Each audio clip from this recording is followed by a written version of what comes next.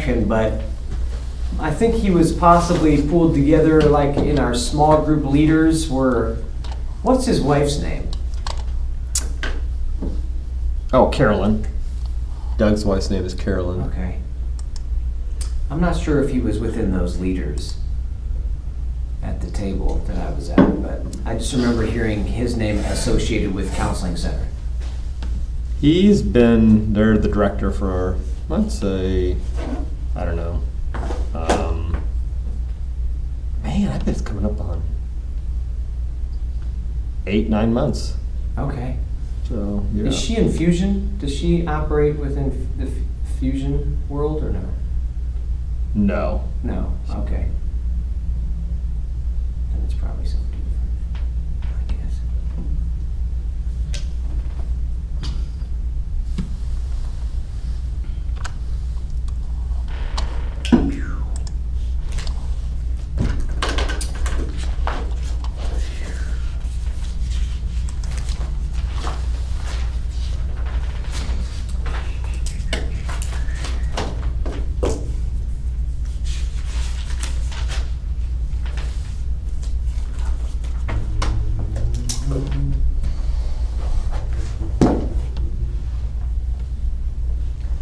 You want to go to lunch together, us three? Oh, sure. Yeah. Oh, good. I just wanted to kind of prepare you. Okay. That's great. Yeah. That's great.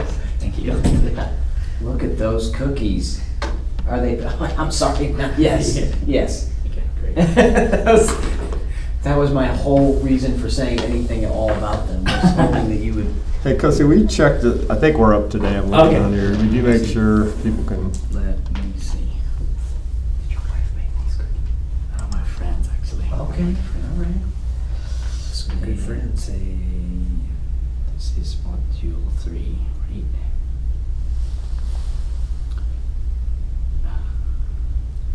So the same link as yesterday, or? Yeah. Yeah, it's on Live. live. Oh, no, it's maybe this is from yesterday.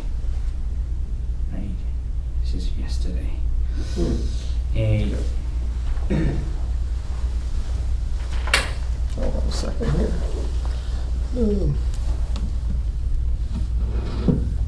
this is module. Oh. Mm.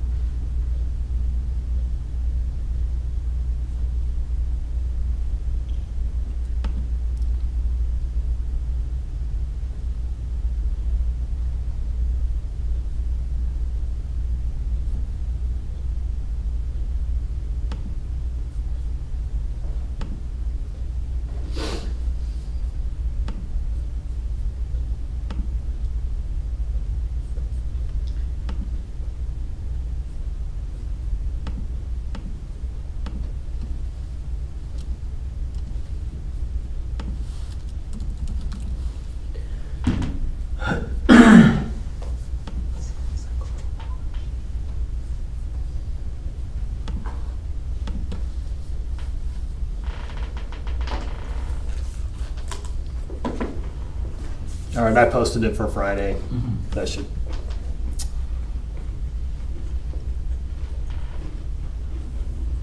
Mm-hmm. From live.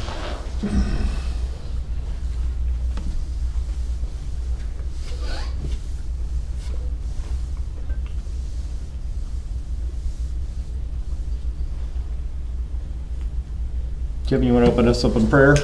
Yes. Dear God, Heavenly Father, thank you so much for bringing us here today. Thank you for blessing us with this amazing teaching. I just ask that you prepare our hearts and our minds and our souls to receive your wisdom today. I just pray for everyone and their families, that you bless everyone and keep us all in good health. In Christ's name we pray. Amen. Amen.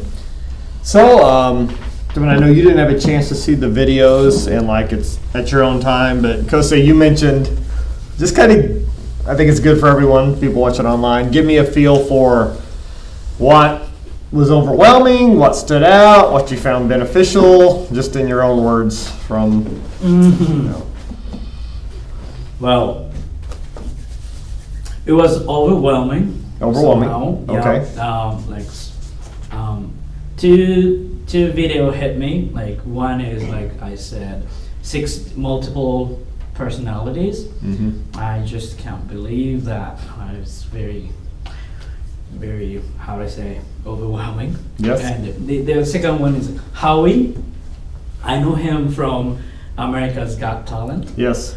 And I didn't know he was like obsessed like a mental thing, so it was Yeah. very amazing. And after that, the recommended video showed and from America's Got Talent, and one of the guys performed like he's like, I don't know how to say, but he can manipulate his mind, and he manipulated Howie's mind, and then he actually shook hands with people, and that was Interesting. So Yes, and Kim made a good observation.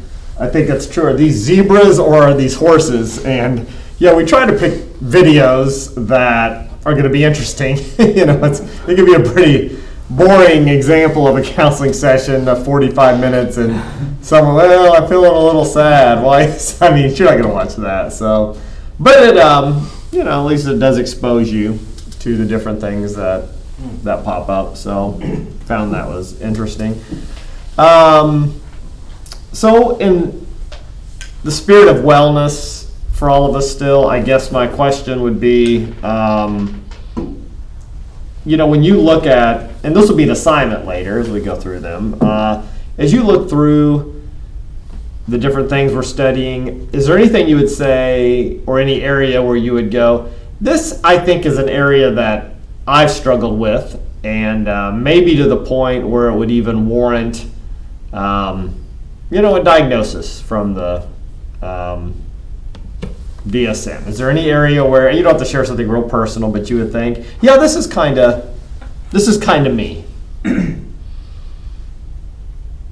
Like at one point in life? Yeah, yes, it doesn't have to be right now. Yeah. Well, unfortunately, it probably will be a little personal, but at the same time, I definitely struggled with depression at one point in life. And I say that just because life seemed to become unmanageable. Okay. And it was affecting just sleep and affecting my attitude, and I even tried to seek out medication at one point for it. And that's, you know, I almost left school because of it. So I was kind of hanging on by a thread. Yeah. And that, again, I think just with the, one of the things that major helped me was seeking out counseling. Okay. And just talking about it, eventually starting to talk about it more instead of pretend like it's not there. Yeah. I never was taught growing up how to process pain, loss, how to deal with that. And if I did deal with it, it was always in my own way, self-medicating, you know, alcohol or drugs. So, yeah, counseling was a big help. You know, for me, I'd concur. I think there's a couple things. I think, you know, when I was younger, you just kind of figured you are the way you are and you go on. But in my 40s, for the first time, I had a bout with depression or sadness where I didn't want to get up on a Monday morning. And so I think that, and even now I would say as I've gotten older, for some reason, I feel more anxious, and sometimes I find it debilitating. Mitchell, appreciate, just texted in several years ago, I believe I met the criteria for a major depressive episode. However, the main cause was related to chronic pain.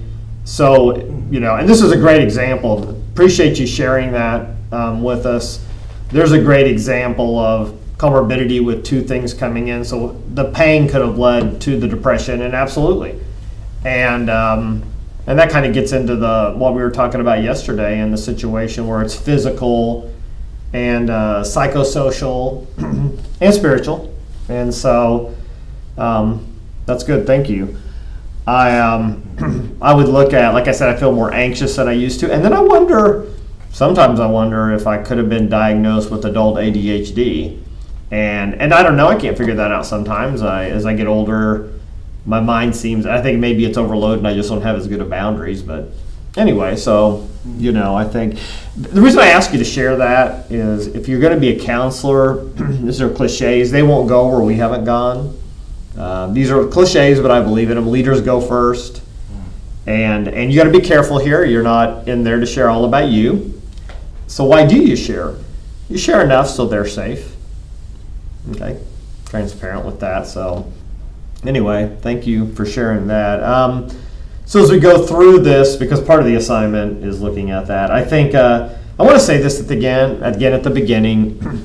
My goal in this, and if you look at the objectives, no matter where you land philosophically in your counseling ministry, you could end up being a school counselor in a public school.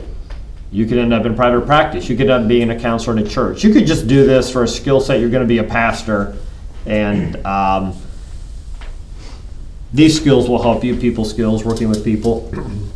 But to be able to, in our society, dialogue, I mean, we were joking at the beginning of yesterday, everyone knows narcissist, bipolar, depression. The reality is the people coming for help, this is the culture they live in.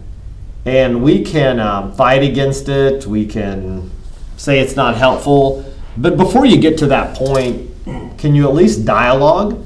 Can you talk to another counselor that might not even be a believer that referred someone to you? Do you know the lingo? Okay. And we have our lingo too in church world. I mean, small groups. I mean, if I go to work at Cerner here in Kansas City or something, hey, how's our small, what? That's a very churchy, term, small groups, new members class, that's kind of a church thing, you don't go into, where you work at Commerce Bank and, hey, where's the new members class? I mean, so we have our own lingo too, but can you professionally interact with that? So that's part of the goal. But as we go through it, my goal is to help you with this. Now I'm going to talk a little bit now about tomorrow. I'll be here in the morning to introduce Doug. And so Kosei, you looked at the videos and this could be overwhelming. So I want to say from the beginning, one of the ways I changed the program, and some of you taking the program now, you won't go through this because you're under the 51-hour program, and then now it's a 54-hour program, and by next year it'll be a 60-hour program. But I want to say this. You're getting a lot of the information in these classes, but you think, how do I learn to apply that? And I would say counseling really, much the same way as pastoring, is set up under the model that you would find with like architecture and engineering. It's a mentoring model. So you get the information here, and then eventually, to become counselors, you have to complete practicum, supervision. Then you are going to pass your counseling test, national counselor exam. And then before you're fully licensed, if that's the course, depending on the state you're in, you have to complete so many hours with a supervisor. So all of a sudden, Kosei, somebody comes in, and the split personality thing, I get that. But all of a sudden somebody comes in, you haven't seen that before. Well, I didn't learn that in school. School wasn't intended to teach you that. You actually sit down with the person and a supervisor, and this process can take 1 to 2 years while you're accumulating your hours, and they mentor you through how to counsel. That's cool. So, and we say that because we'll have new counselors come into the counseling center that I oversee, and we can have 20. I used to say this, it might be more now, it might be getting up to 25 or 30. But these are master's level counselors, and to be honest, they come in nervous. They come in scared. a lot of anxiety. For a lot of them, for the first time, have never sat down and actually gone through a process like taking an intake, and that's normal. Everyone goes through that. So if you're thinking, well, I get out of this class, I don't really feel like I can sit down with somebody with schizophrenia, that's not the purpose of the class. The purpose of the class is introduce you, show you where the resources are, hopefully research methods, taught you how to research it further. You can discover what best practices are. But with that said, today I'm going to go through some major ones, okay, and Doug will grab. And tomorrow, Doug's going to talk about the interview and the difference between diagnosis and signs. We'll get into that. And what would an initial treatment plan look like, which should help you with the papers. But I just don't ever want anyone to be overwhelmed and think, I took this class, I don't feel any more prepared to help somebody with major depressive. Well, these classes help prepare you to counsel. You learn to counsel through a mentoring relationship. And that's one of the reasons I changed this program to really have the equivalent of 14 months where you have to complete a practicum supervision internship somewhere where you're actually counseling. Now, one thing this will do is that's maybe not as good. It'll weed people out of the program, because I found when I came here, there were students who were taking these classes in counseling, but had come down to the internship, and they said, well, I just wanted to take this and get this degree. I didn't want to be a counselor. And which is fine. I mean, you can do that, but eventually to graduate from this degree, you'll have to go through that. Meaning, if you don't want to be a counselor, don't do this. It would be the equivalent of, I don't really want to be a school teacher, but I want to get the degree to be a school teacher. And then you get to the end where you have to do your student teaching, where you really go into class with a bunch of kindergartners. And yeah, you're like, I don't want to do that. Well, that's kind of like, you know, what you signed up for. So anyway, I hope that helps. But once again, if you're online, you can text me, or if honest, I want to be available as a professor to you for this experience. And so I know it's different for you watching than in class, but if you text me and want me to call you next week, sit down with you, this is part of your experience. So, all right, we're a little behind. I don't want you to worry about it. We're not gonna,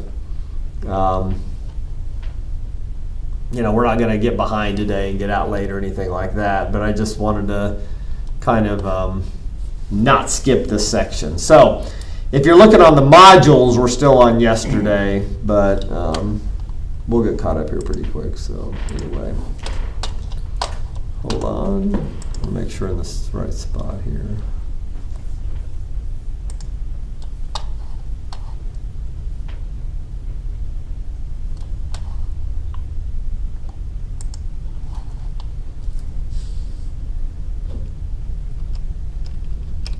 So we're going to be in session, hold on a second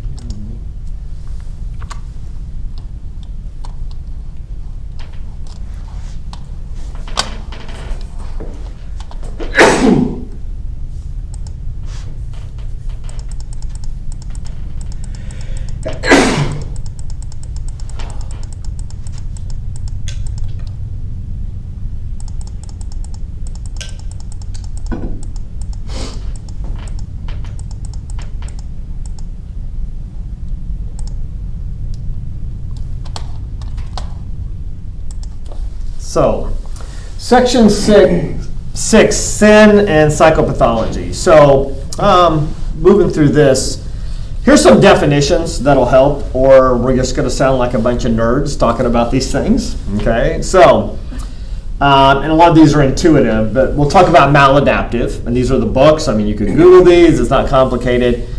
But, maladaptive, not providing adequate or appropriate adjustment to the environment or situation. Meaning, as humans, we are expected to adapt to the environment. So, I go to this one a lot, but let's say we've had stress in our life, we have a job loss, okay? And what emotions would we expect to experience with a job loss that we did not want? Depression? What else? Anxiety. Anxiety, yes, about the future. maybe some anger, bitter, a lot of things. Those are normal. You know, somebody comes in the office and they lost a job and they're like, well, I'm really frustrated. Why are you frustrated? Well, I'm just mad about that. I'd be mad too. I remember one time I was seeing a counselor and I'd been hurt through a situation, and it wasn't an ongoing session. I was just meeting with him. In fact, it was John, you know. And someone had done something, and they had lied to me. And I was in the session with him and working through some things, and he said, well, how do you feel about that? And I go, well, and I kind of said, I kind of understood why he did it, and you know, and it doesn't really bother me, and I went through all these things. Well, obviously, something's bothering me. I'm sitting in a counseling session. And he goes, wow. He goes, I'd be mad. I just kind of stared at him, and then he goes, well, he lied to you. And then I sat there and I go, I am mad. Pretending I'm not mad, but I am. It's kind of a silly illustration. We call it congruency, meaning I lose my job, I'm mad. I'm not talking about sin, and we'll get to maladaptive in a second, but we should be congruent with our surroundings. It shows we're healthy. I'm amazed at church sometimes. People will pass away, of course, and you deal with that in church a lot. You're doing funerals, and how are you doing? And they go, well, they're in a better place. And, you know, to a lot of people that, you know, sounds good. But to a counselor, quickly, you'll go, well, that's not really scriptural. What? They are in a better place? Well, that's true, but it says we need to be comforted because we're not grieving that they're in a better place. That has nothing to do with it. We're grieving because we want. We miss them. That's why we're grieving, and that can help with that. It's called congruency, meaning healthy people are in touch with emotions that match their circumstances. So if the silly illustration is a farmer's hopping out from his field, coming back to the home, and you look at him and a leg's missing because it got torn off in a tractor. How are you doing? Well, I'm fine, I have another leg. That seems absurd. What a silly illustration. It would show a lack of what? Congruency. It does not match up. Okay. So why do we use this term maladaptive? Well, somebody loses their job. They're angry, they're sad, they're anxious. Normal emotions. Normal emotions. We haven't had these take over our life yet. And you say, what about the passage of the scripture? Be anxious for nothing and things like that. The reality is, usually people who emphasize that aren't reading the Bible in context. I mean, if you're going to take that stand, then you're not going to really read any of Paul's prison epistles. Well, he had joy. He had joy, but if you read 2 Timothy, he was also lonely and felt people had deserted him. And there are a lot of things going on inside of him. Okay? Maladaptive means this. I'm just not sad and anxious and a little angry I lost the job. Now I'm drinking heavily. Now I don't want to find a new job. Wait a second. Not providing adequate or appropriate adjustment to the environment or situation. We don't want everyone who loses a job to become an alcoholic. That is not an adequate adjustment to the situation. We don't want everyone who loses a loved one to not leave their home for 4 months. Okay? Now, I don't want to always do rabbit trails. Do I think that our society really doesn't do a good job with grief? Oh, absolutely. I have a guy that's going to help lead a recovery program at the church I am. It's called Regeneration. And he's gone through a divorce recently. And then he had a stepchild commit suicide. Some heavy stuff. Okay? A lot of addiction. And so that's going on. And while I'm walking through this process with him, and I've seen God do amazing things and heal him, and it's been months, and actually him and I are going to be flying down to Dallas to go to a church. He's going to be an MC about this recovery program. So God's done some unbelievable things. But in the midst of all that, his mom passed away. And his mom and him were close. And here's what's happened. Because all of these other things have been there, I had lunch with him the other day, the one thing he hasn't been able to do is what? Grieve the loss of his mom. He's recovering from these other things and growing and all of this. The reality is our society doesn't really allow for that. You get 3 days for bereavement. You look at other cultures, they force you to take time off. Well, I don't need it. Yes, you do. To deal with it, to think about it, to not just, get on to other things. And so this maladaptive is, what we're looking for in counseling. Are they like maladaptive coping strategies such as increasing consumption of alcohol? Well, I'm doing fine. No, you're not adapting to the new environment in a healthy way. Does that make sense? So you hear a lot of maladaptive.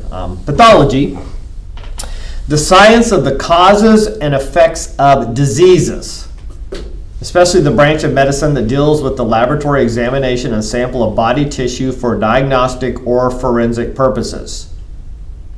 Research people skilled in experiential what? Pathology. Now, I spent a lot of time yesterday, not a lot of time, but a little bit of time talking about, are we in an art or a science? And really there is a lot of good science and data on why people struggle. And we're going to talk a second about the issue of sin and the medical model and all that, because I want to bring the theology into it. But when we talk about pathology, that's what we're talking about in this situation. So, psychopathology, we went through that definition yesterday, but specifically the scientific study of mental disorders. Okay?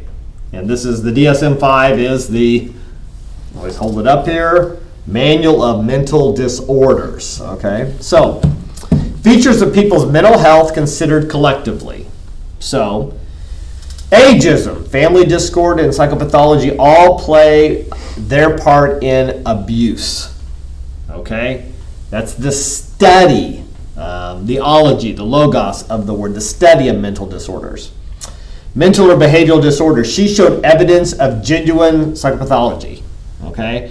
Meaning we're going to study the disorders. So when we talk about that, that's what you're doing. Actually, that's what you're going to do today and tomorrow quite a bit. Okay? Interesting question from page 89, another quote. Does religion help? Okay. Now, I'm not talking about a relationship with God. I'm not saying they're a regenerated, a believer, but just in general, does it help?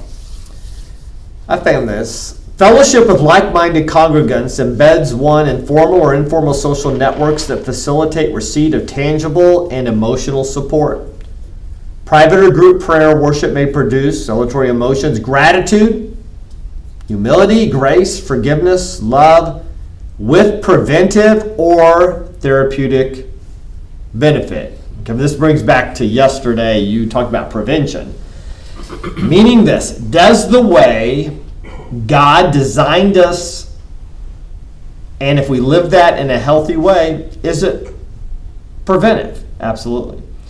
I mentioned this in other classes, but one of the couples my wife and I are discipling right now, they lost their child at 18 months, died. Got out of the house, walked to a pond, drowned. Okay? Devastating. I'm not sure if he's a believer. And I talked to him. This isn't private or confidential. I mean, he's pretty open with it. She is. Their road through grief looks very different. Why? She already had community.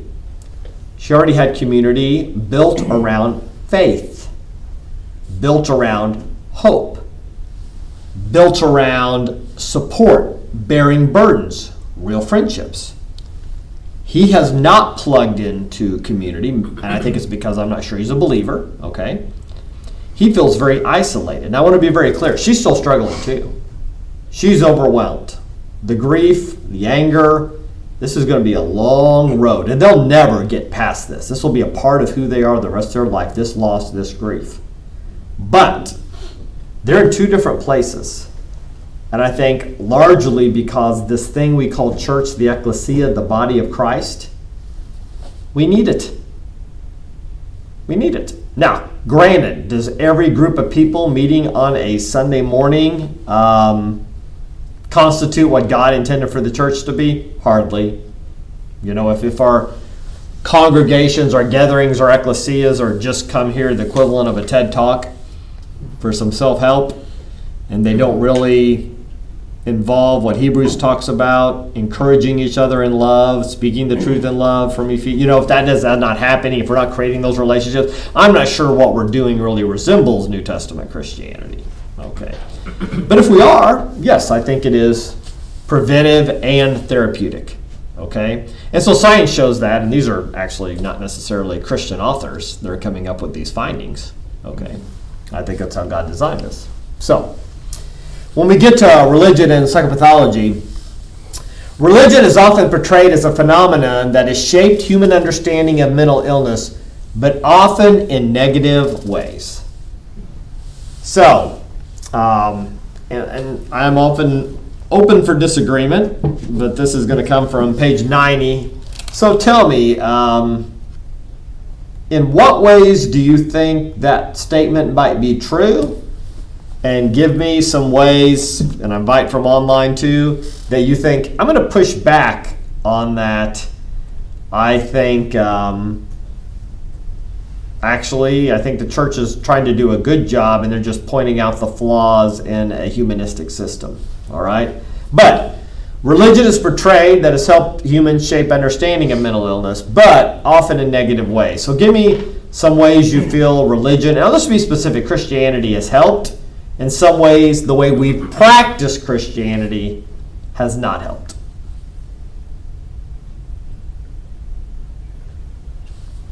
I would say anything that's works-based, in the sense of almost like a kind of a pat answer. Okay. I guess works-based, like do this and you'll be good. Okay, so, and I'm not putting down other religions or faiths, but, we sometimes, from my tradition of faith, being honest here, we would take shots at Catholicism. So somebody would come in and confess to a priest in the confessional, and then say this many Hail Marys, and okay. Yeah, that's kind of a simplistic reductionist that doesn't help. So we can look at that clearly, but then, it'd be like if I come up and I just lost my mother and she passed away, and they say, well, don't you know she's in heaven in a better place? Now, I don't think that's a scriptural response, but it's a very Christianese response. Yeah, that could be hurtful. So give me some of that specifically with mental illness or mental disorders. I mean, a mental disorder, it's gonna take time. Okay, that's good. And that's that's where I think a lot of, and even in Christianity today, I think a lot of people, it's just like a one-night stand. It's just like they want to get in, quick conversion, even maybe if they're not a Christian yet, or just a quick process, wham bam. And it's a process, and it's going to take time, and you've got to be willing to get in the trenches and buckle down for the long haul. And I don't think people are prepared to do that a lot. Absolutely. We're an impatient society. There was a comedy skit years ago where if I am on my phone here and I don't get a response right away, I'm impatient, I'm frustrated. And the joke was, well, let's see, your cell phone only had to correspond with a satellite in outer space and get back. I mean, it's like, because it won't happen like that, I'm frustrated. You're right. I think we'll look at stories in the Bible where we'll see instant conversions and change. A lot of times when Christ healed somebody or cast out a demon or something, and then we'll think, see, hey, what's taking you so long? But then you don't read it in the full context of these 12 young men that Christ was discipling. Wow, they seem to grow slow. Okay, they didn't seem to just have these overnight conversions where they were ready to go. Okay, there by the end of the three and a half years, they're still denying, and I'm sure Christ was a great counselor, but he went 11 for 12 as one offed himself, and so that's I don't mean to be cavalier about it, but he had one of his disciples commit suicide. Okay, so let's not be unrealistic with what we're capable of. Okay, To give the contrary argument, I would say then, like a secular humanistic worldview, to ignore or neglect the spiritual warfare aspect that's happening is, in a lot of fronts, you're fighting the wrong enemy. That's and good. and if you don't know who your enemy is, then how can you ever overcome? That's good. Yes, meaning the church is actually what's left pointing out that there is a spiritual world that we don't see, that you never take into account. So even if people reduce symptoms and even maybe find a happy life, they could still not in any way be recipients of the final goal, being restored into Christ's image. Right. Not to speak of dying without Christ. And so, absolutely. Here's the big tension. You hear the word shame a lot. And so I will peruse Facebook. I'm at that age where that's my thing. Okay? It's old. A lot of memes, a lot of articles about church quit shaming people with mental illness. I think that's true. So if somebody struggles with anxiety, and then I'm going to quote them 6 verses and take them to Philippians and be anxious for nothing and the Sermon on the Mount and just boom, boom, boom. And I do think that really isn't helpful, nor how Christ would be. I don't think that's really looking at what's happening in context. So I see that side. But there's the other side too, where it's almost, I want to be careful how I say this, in our culture, do people really want to get better? Meaning, and this gets into something a little more technical, but the Bible talks a lot about idols. And while I don't have physical idols necessarily that, I'm not erecting a statue in my house and worshiping it, I promise I'm not. While that's true, and I think this is important, what's also important, I think, as we look at it is, I can erect idols. The Bible speaks of covetousness as an idol, but I can erect an idol where my pain becomes my idol. Or maybe because there's a certain amount of tension I get that I struggle with anxiety. And it becomes my identity. No longer is it something even to heal from. It becomes who I am. And I think you see that a little bit, meaning it's so welcome now that we can talk about it, but not in a way to get better and help each other. It's don't judge me.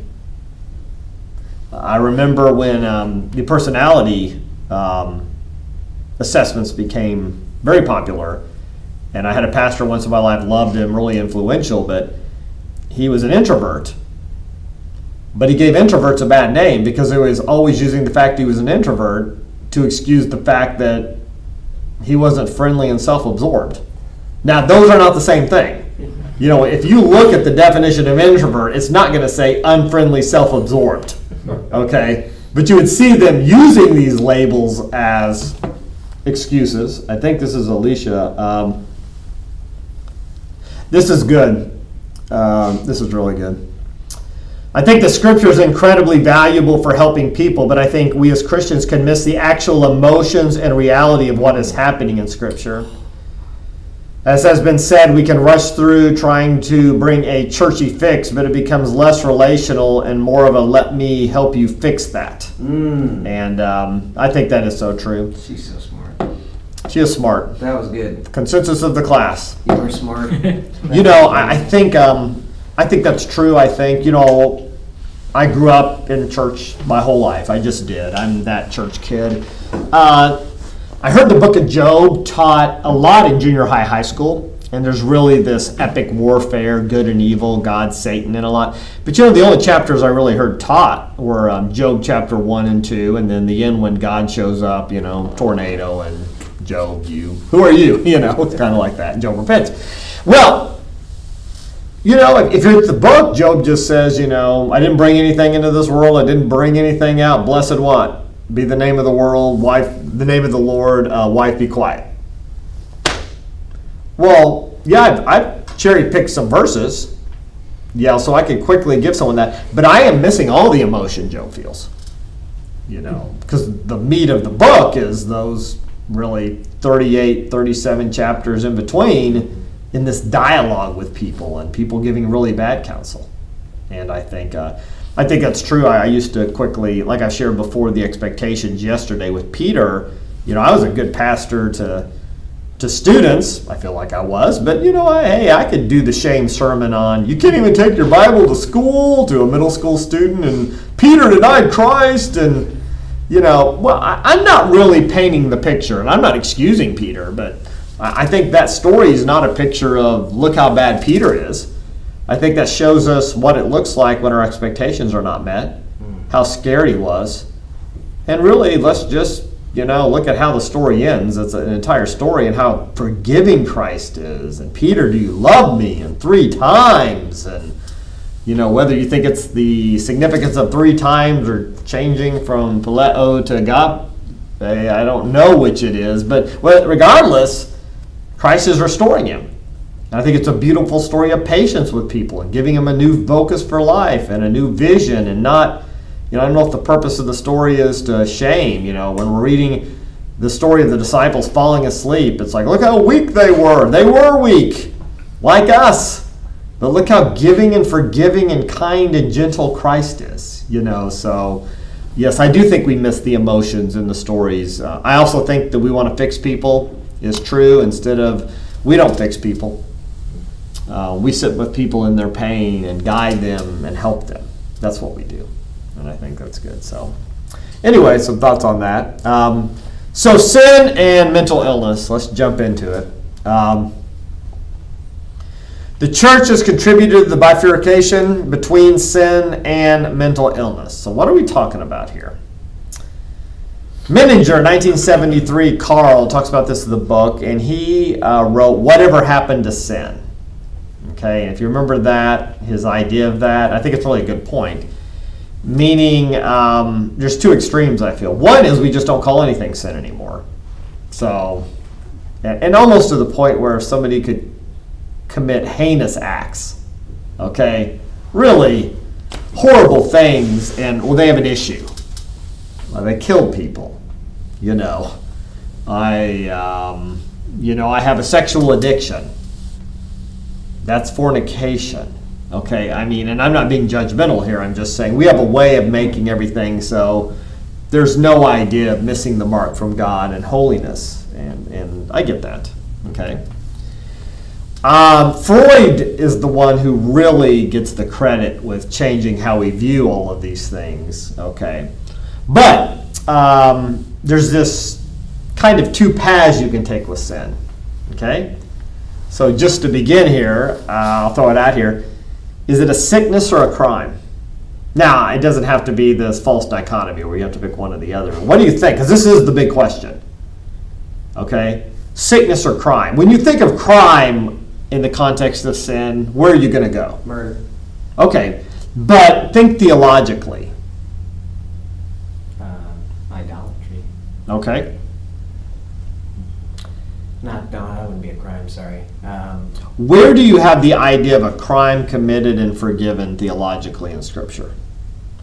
Think of the atonement.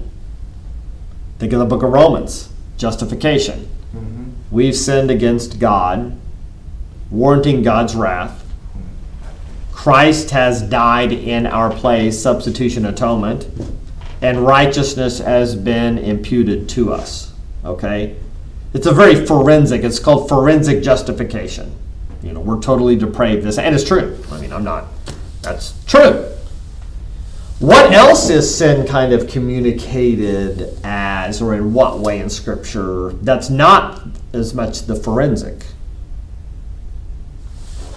It's the sickness kind, meaning it's killing us. For the wages of sin is what? Death. You talk about James, lust. You talk about, don't say you're tempted by God. You're tempted by it when you're drawn away of your own what? Lust. And lust is conceived and it brings forth sin. And in the end, sin will bring what? Death. It's killing you. So the idea that we don't want people to sin is for their own benefit. We were not created to live in this way, and I think that's true. So, one second here.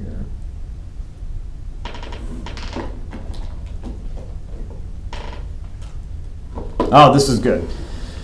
We know the heart is desperately sick, Jeremiah 17:9. My question is, how sick does a person have to be for there to be diminished responsibility? So here is the question. So you jumped right into it. This is great. The war So this is it. Great question. This is where we'll go anyway. What's the problem? It's not a problem. What do we need to be careful of? When we talk about sickness, I just had a cousin-in-law, one of my cousin's husbands, actually just a little older than me. He just passed away from cancer. Okay? Tough, sad, lives in Florida. Here's the reality. I want to ask you this. That's a sickness. Okay? Whose fault is it he got cancer? Oh gosh. No one's. It's not his fault. He didn't go out and catch cancer. Right. Okay? We wouldn't think of it that way. And this is a great question. So if you go too much to the sickness analogy, so let's just go there. Alcoholism. Is it a sickness? It kind of looks like one. But what makes it different than cancer? Well, you can stop drinking. You can't stop cancer. Yes. Now, you could be born with a tendency, propensity. We can get into genetics, alcoholic parents. Sure. We could get into assimilated into a culture, making you more susceptible. But in the end, if you're an alcoholic, who's responsible for the fact you're an alcoholic? You are. You are. I had one of our counselors dealt with the situation the other day. A mother and a daughter at one of our other campuses came in for counseling. And the mom's an alcoholic. And they're going through the counseling together with the counselor, and the mom just won't change. And eventually the counselor guided, did not give advice until, helped the daughter to get some semblance of order in her life and put up some boundaries with the mom. Because she is an alcoholic. And it's contributing to a lot of problems in the relationship and the family. And this doesn't happen very often, but the mother actually called the counseling center and actually I think spoke with Doug, my director, and was complaining about the counselor. And that doesn't fly in our world at all. You know, this isn't like church camp where you're going to complain about something. But the reality is, hey, Mom, if you want this to change, what should you do? Stop being an alcoholic. You're responsible for that. So does it behave like a sickness? Oh, absolutely. It does. Now, I don't want to read too much into the question the question, how sick does a person have to be diminished responsibility? Now, I do believe this. I believe we are responsible for our own health, our own well-being. We're even responsible for what we do with our emotions and how we process. But I also think there's another principle. There's these tensions in Scripture. Where much is given, much is what? Required. Now, here's what I do believe. If I were to have ended up an alcoholic, I believe the consequences are much greater. And you say, why would that be? I have no reason. My parents did not drink at all. And by the way, I don't believe drinking alcohol is a sin. I'm not going to twist Scripture to get there. But the reality is I never drank in my tradition of faith. It wasn't modeled for me. I did not have alcoholism around me. I grew up in a very stable home. I go through all of those things. Wow, if I would have ended up an alcoholic, I would have had to make a lot of really bad choices. Okay? Whereas if I'm counseling somebody and both their parents were alcoholics and they were introduced to alcohol by their parents, I'm not making this stuff up, as young as elementary or middle school, and they had no role model otherwise, yes, they are still responsible, and counseling is going to help them. But wow, did they have some diminished capacity beyond mine? Yes, absolutely. And that's why I think they become more complicated. But in the end, I want to say this. The problem with the analogy, and I love the question, is we still have responsibility. Okay, and there are things we can do. I also say this. You can always make this case. Paul makes this case in Romans where sin does abound, grace does what? Much more abound. So I think God gives more grace, for people in pain and with bad role models and bad homes like that. This is one of those tough ones where if I'm not answering this adequately, if you want to text or call or something like that, I will. I'm getting the gist of the question, I think, here. But that is the problem with the model. So you always say this, church is like a hospital. It is. I like the analogy, but they all fall short. Now, I'll give you this. From a typological standpoint, typology, what sickness or illness is used to illustrate sin a lot in the Bible? It's not as prominent now, but it was back then. Leprosy. Leprosy. Very good. So if you're going through the Levitical code in Leviticus and even Christ healing people, yeah, it is a picture of sin. Okay, and how it spreads and how it makes us not feel. I mean, there's many analogies. That's not an accident.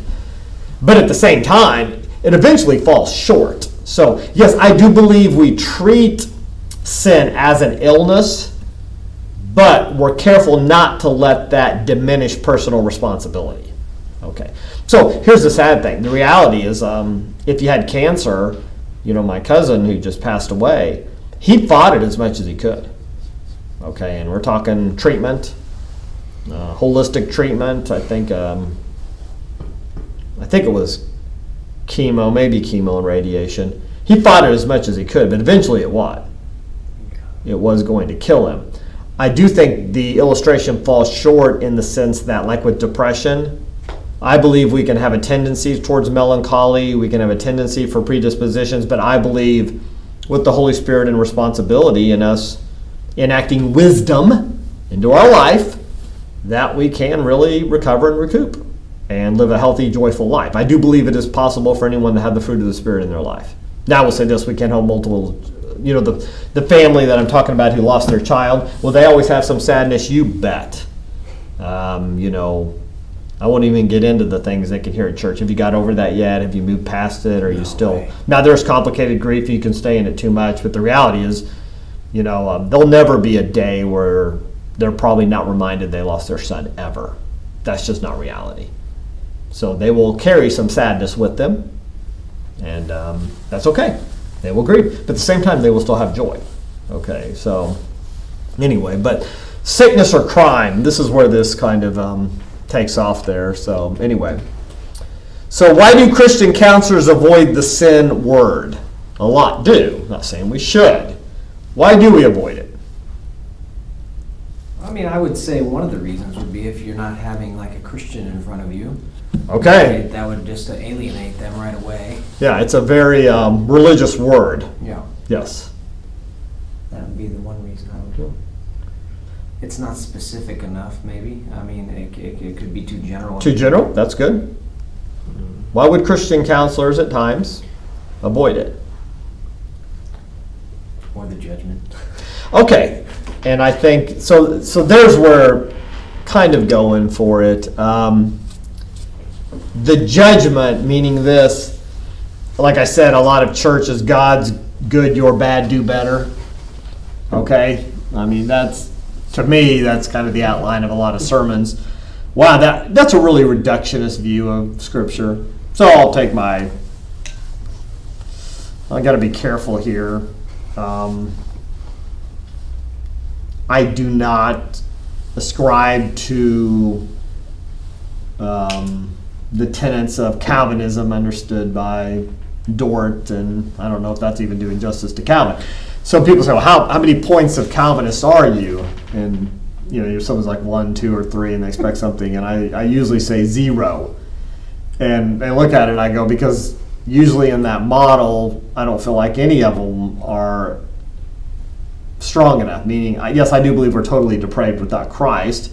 I don't believe total depravity actually completely makes our ability to choose null and void.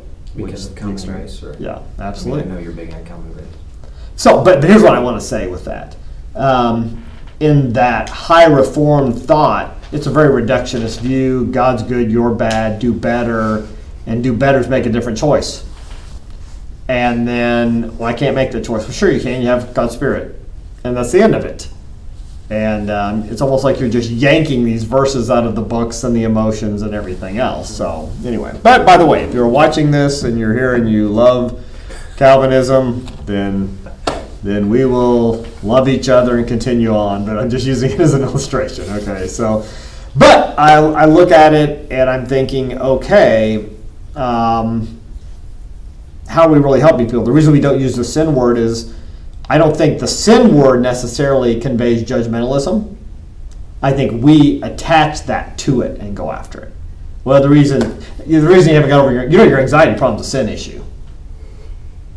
Well, sure, but what you just said to me is your sin issue. Okay, so I mean, my sin issue is I struggle with anxiety. Your sin issue is diminished capacity for intellectualism, and you're a jerk. No and filter. so I mean, yeah, everything's a sin issue. You really haven't helped it. What you really mean is I could just choose to be different, and I'm not, and it's my fault. That's what I'm hearing you say when you say that. And that's why I try to give a more theologically scriptural understanding of sin. And yes, a lot of it is my volition, my choice. Absolutely, I make poor choices. The book of Proverbs is filled with poor choices. At the same time, the way I view the world, my thoughts, an entire system is working against me. Okay, and we say love not the world, neither the things that are in the world. I love creation. Well, we're talking about the world. We're talking a system that is antithetical to God. Okay. So, I would say the majority of people too, they don't need necessarily help with kicking themselves and Yeah. beating themselves. They're already down in the dumps. They don't need any help with the negative self-talk. That's a great point. I grew up in a tradition of faith, and here's the deal. I have no bitterness against my tradition of faith. People love me, disciple me, it jettisoned me. But I look back, things that could have been different. There was, we would make fun of people. We would that only came to church twice a year. And back then it was Easter and Christmas. Now, I think Mother's Day, you make your mom happy, once a year. And we would do that. And then I heard somebody say this once that really changed me. And I'm not saying this is right, just they said, for some people, it wasn't a matter of laziness or, something like that kept them from church. It was shame and despair and so tired. And the fact they got up, showered, got ready, and drove and walked in those doors. For some people, that was everything they had. And what would they find when they walked in the doors? More condemnation. And I'm not saying you don't have to preach on sin. Oh, but do you give them some hope? Do you give them an idea it can be better? This coming Monday night, we'll have this recovery program. We're probably up to about 130, 140 people in it. Nice. And we'll probably have 60 new people signed up. And wow, what did they need to hear? With God, you can do this. Some hope. They wouldn't be coming if they didn't know their life was somewhat unmanageable. So the last thing they need when they come in is that, again. Okay? So, now I do have to balance that if you never talk about sin or address a problem. Okay? But I do agree with you. They beat themselves up enough to come in and, be shamed again for why they're not better. So, the Christian framework, I think, falls around this idea, which I think is a more holistic view, and I know this simplification, but it's not just God's good, you're bad, and he died for you. Okay? It's that there was this creation and this ideal of the way God wanted it to be, and we want it to be that way too. Even if we deny God, we do, because we are built for our relationships to work in a healthy way. With God, whether or not we're a believer, agnostic, or atheist, we want that, and we want our relationships to work well. Nobody just gets married to get a divorce. Nobody has a child to beat them. Nobody, enters in a dating relationship to be codependent. I mean, we want our relationships to be heavy, which is which is what God wants. So that's the creation idea. Fall is the sin. We miss the mark of what God wanted. But I used to work at a grocery store, and I was a young man. There were only two things that were interesting in the grocery store to me, because I carried out groceries while I was going to college. I can't say I worked my way through college because my dad was paying for my college. I worked at the grocery store because he wanted me to have a job, so I don't want to mislead. But so carrying out groceries, you'd sack groceries, carry them out to the car. There were two things that interested me at the grocery store because that job would get boring. I mean, there were other things, friends, but number one, if a pretty girl came up, I'm going to try to carry her groceries out. Okay, get a number, something. You get in trouble for that a lot because you'd have an older lady over here that is buying $200 worth of groceries, sacks bagging up, and a girl over here who just came for a pack of gum, and you're standing over here waiting to carry out, and the manager would get on you. So that didn't work out well, but that's something. What was the only other interesting thing at the grocery store? Catching shoplifters. You learn to figure out, look suspicious, but that was fun. I mean, at least, are you gonna catch them doing that? But people would shoplift from produce. They'd come through there, reach over, grab some grapes and eat them. Grab a banana, eat it. Grab an apple and eat it.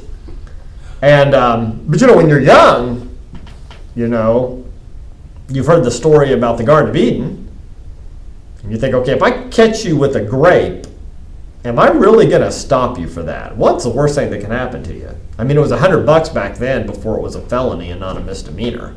So maybe it would run you off. And then you hear the story of Eden, and in my tradition of faith, it was like, Eve ate a grape and damned the entire human race to hell for eternity. And you're like, okay.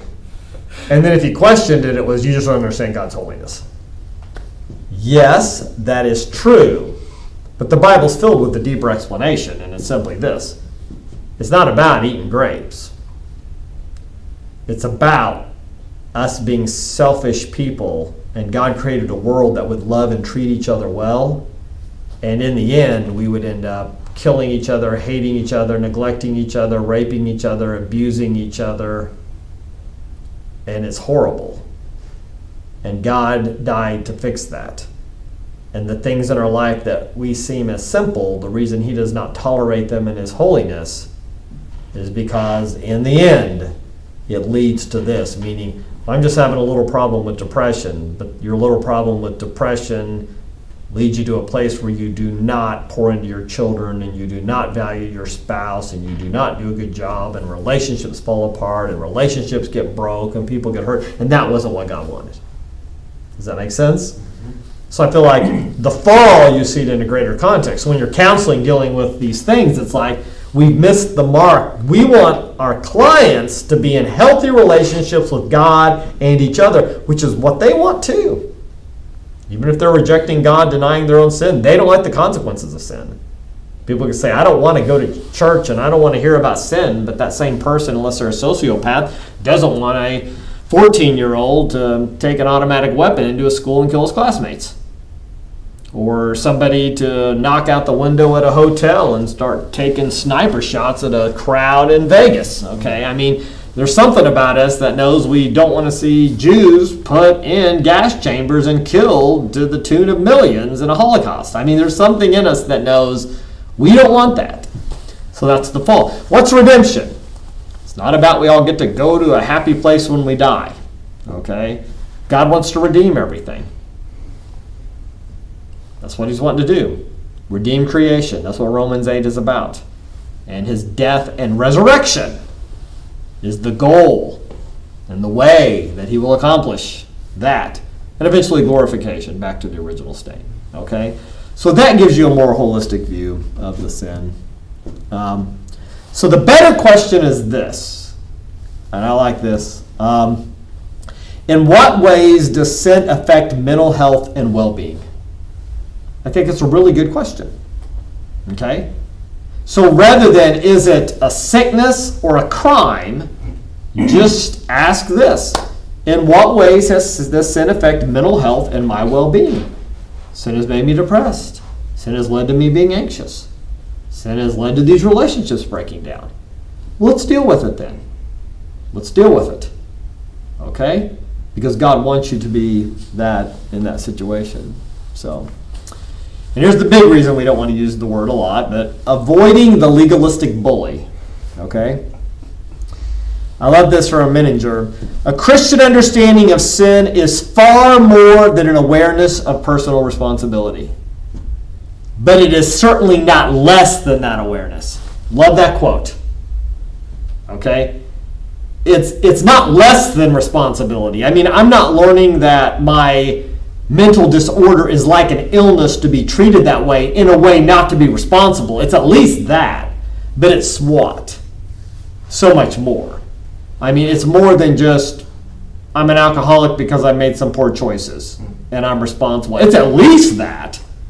But this idea of sin is much more than that. And that's the goals and everything. And that goes back to the continuum I showed you where it's more than just symptom reduction. So this is a big one. The DSM is not a catalog of sin. Okay, because if you reduce it to that, it sounds real arrogant too when you talk like that. But a catalog of the state and consequences of sin. This lets us know we're in a broken world. It is not meant to be used as an excuse for personal responsibility. But it just kind of lets us know the reason this book exists is because this world isn't the way it is supposed to be. Okay? And I'm not saying it's perfect, and by no means, and some of you won't use it much at all, that's fair. But if you're going to be in this field, understand that. The challenge can be discerning the root of the consequence. Client, and sometimes it's just their poor choices. Other people in their life, abuse, hurt, pain. The system, they grew up in a world system.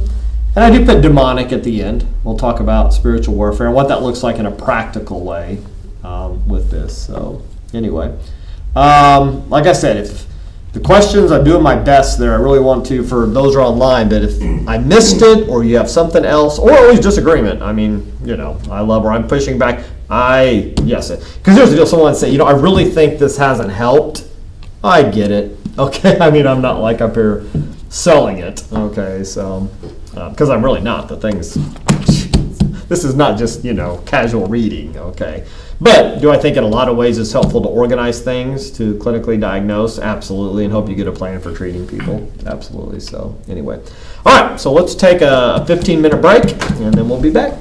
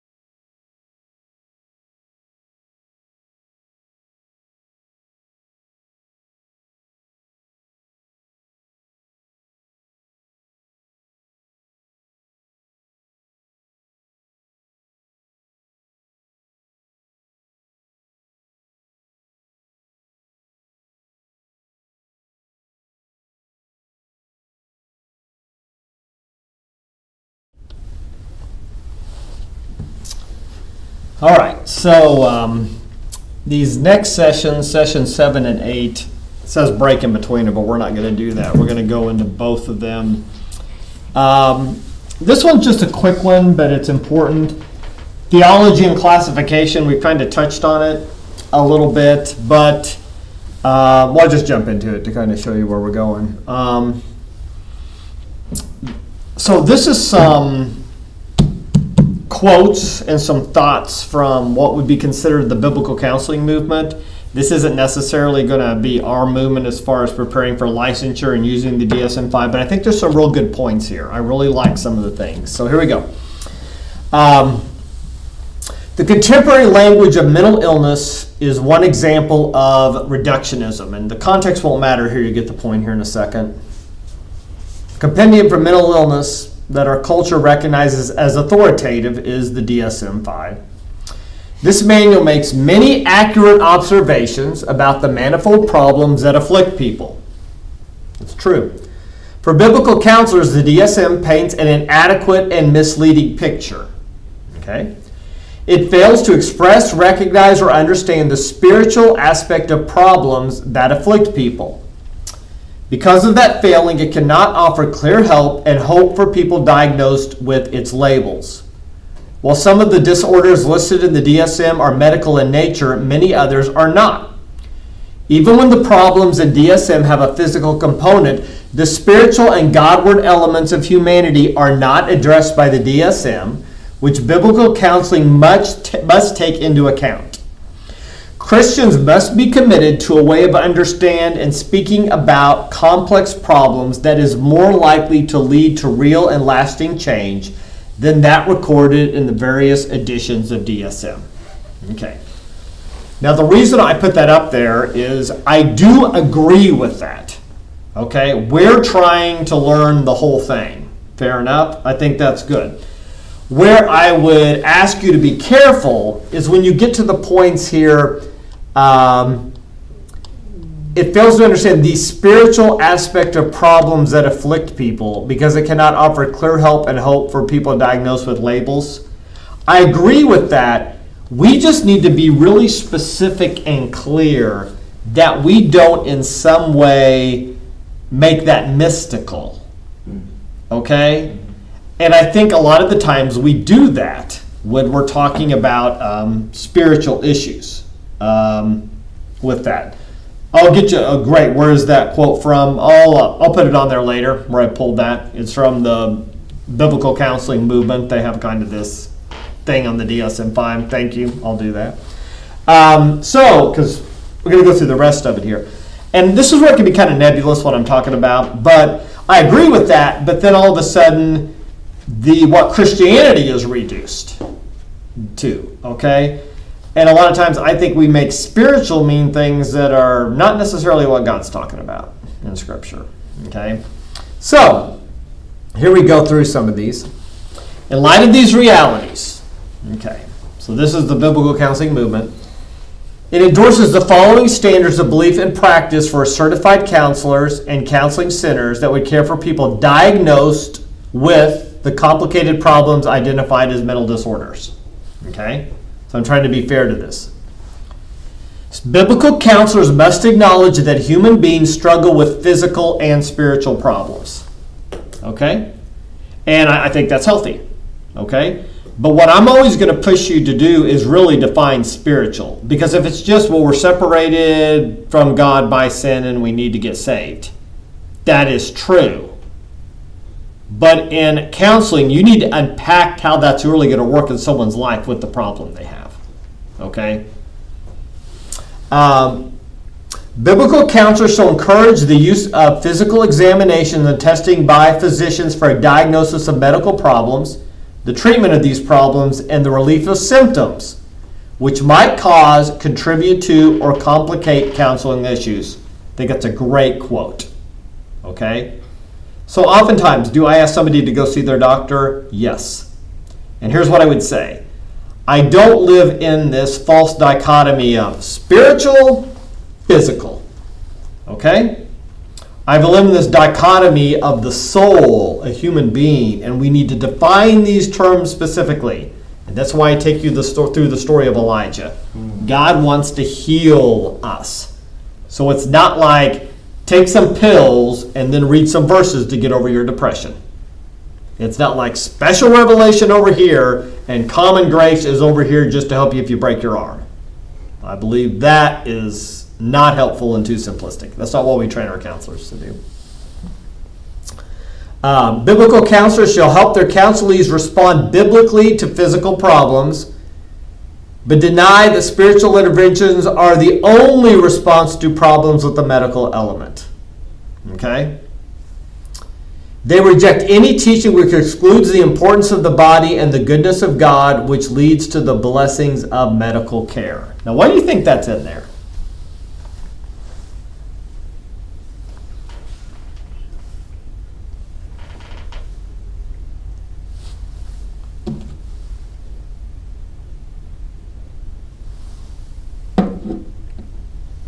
It's important.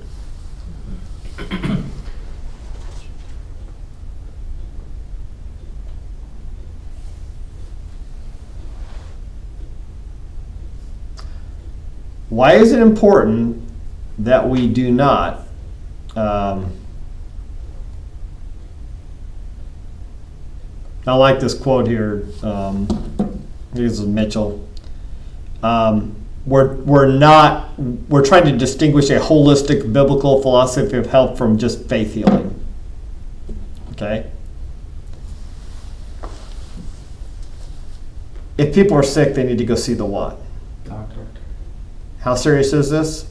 I don't want to exaggerate. I had one situation years ago, a tragedy, where there was a community which saw the treatment of a doctor as a lack of faith for a sick child. Child died.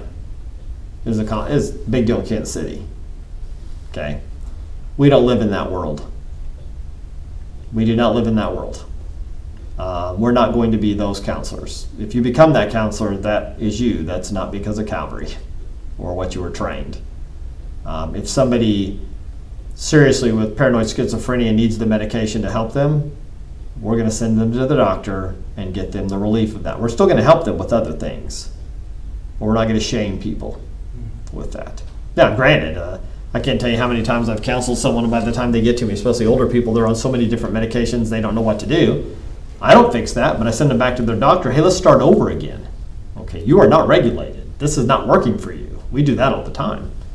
Absolutely. Do some people abuse it? Absolutely. Do some people use it as a crutch? Absolutely.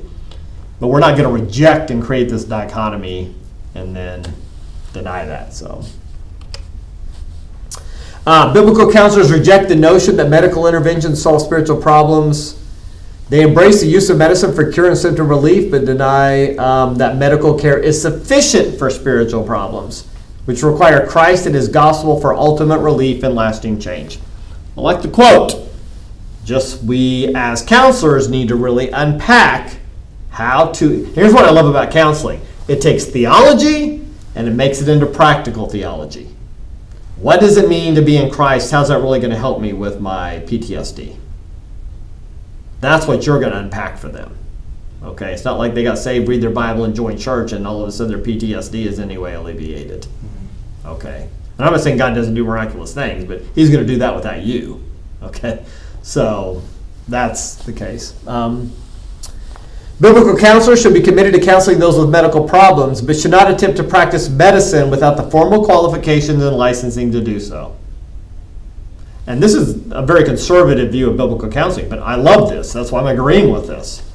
People come to me. I'm not a doctor. Now, people are going to think this happens a lot with pastors. I'm a pastor as well. It's a large church. People ask, what should I do about that? I don't know anything about that. Well, you're a pastor. Doesn't mean I can change the oil in your car? My kid's got autism. Yeah, you need to be seeing a doctor.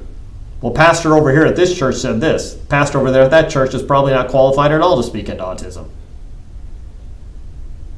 And pastor at that church should have told you to go see somebody to get some help. Okay? That's the reality. I deal with this a lot.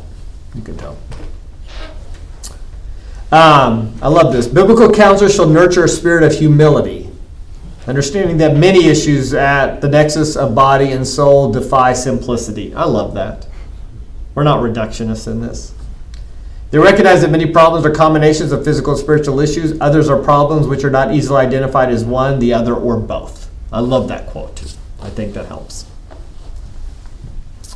Biblical counselors do not reject the true observations found in the DSM-5, but they do reject the DSM as an authoritative guide for understanding the cause and treatment of complex problems of human behavior, thinking, and emotions. I do agree with that. People are more complicated than anything. They affirm that God's Word in Scripture serves as the authoritative guide. Biblical counselors move towards using biblical language to refer to the counseling problems that people face. That I can go either way. They're committed to applying the Bible to an understanding of the causes and of treatments for these problems. I love that. But notice what this didn't say. The Bible is authoritative. Did it say it was the only guide? No. Now, some might take it that way, and I think that's a true scriptural understanding of it. So, biblical counselors are committed to the biblical discernment and understanding the nature of spiritual issues and to dealing with sin through gentle, Christ-centered correction. I love that. And a lot of the original nouthetic counseling movement, and there's a lot of good there too. I mean, I'm not dishing it. It's got a lot better. It's not fair to, but at the beginning it was a lot of Mac, J. Adams, some old John MacArthur, some recent John MacArthur. And you know what? It had a very judgmental, harsh spirit. But to be fair to them, they've really rewritten it a lot. And the authors that really proposed that, the nouthetic movement now, they're a lot more in line with exactly what we would be. Okay, much more gentle approach, less harsh. If you read J. Adams' early stuff, it would not have had that spirit. So it's changed. So it's not fair to. I think sometimes Christianity, they argue with each other and they misrepresent each other. So the reason I'm sharing this, I really like this statement. I think it's got a lot of good stuff here. Okay, and it also helps you not be in love with this. So. But to be honest with you, to be fair, it's a mischaracterization. I don't know any secular counselors who just read this as, okay, this is it. This is what I'm going to do. So let's not, we can mischaracterize those who don't know Christ how they use it as well. Okay. It's not like somebody's looking up narcissist, Google that, do these 3 things, see you later. That's not happening anyway. Biblical counselors are committed to biblical discernment and understanding the nature of spiritual issues and to dealing with weakness through loving care in the context of the body of Christ. I love that they have the word weakness in there, kind of back to Eric Johnson yesterday. Now, thoughts. This is something that the man who mentored me over at Midwestern Theological Seminary when I got my doctorate, this guy is great. I love him, Dr. Cornine. And he used to say this, our position is clinically descriptive, biblically prescriptive. Meaning, we're going to describe things clinically, but when it comes to helping, we're going to do that biblically. Now, you're going to find that I have a curse on my life, and it's simply this. When it comes to critical thinking, I overly critical think. I mean, it's horrible. So what are your thoughts on that? Clinically descriptive, biblically prescriptive. Do you like that way of phrasing what we're doing? Yeah, I do. Okay. Yeah. I do too. I think that helps. I tweaked it though. This is just me. By the way, you can come up with your own. When you write you've written it by now if you've been in the theology portion of this, the counseling theories theology that I teach. Yeah, you can come up with your own. I'm not trying to sell you on this, but I, instead of clinically descriptive, biblically prescriptive, I like clinically descriptive for a lot of things, but I also like this, wisdom prescriptive. Mm. And the reason I do that is it has a high value for Scripture, but common grace wisdom, general revelation wisdom, yeah, I think that's prescriptive as well. And I think the Bible wants us to have that. Okay. So, session 8, long time coming. Here we go. Starting to look at the DSM-5, and some of this is going to be more difficult to show, but I'm going to switch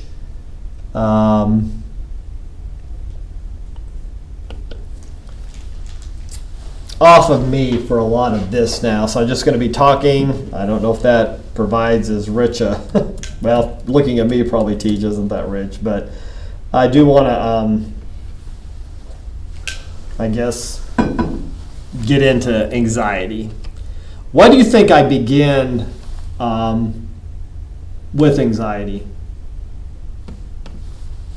to go through our first one?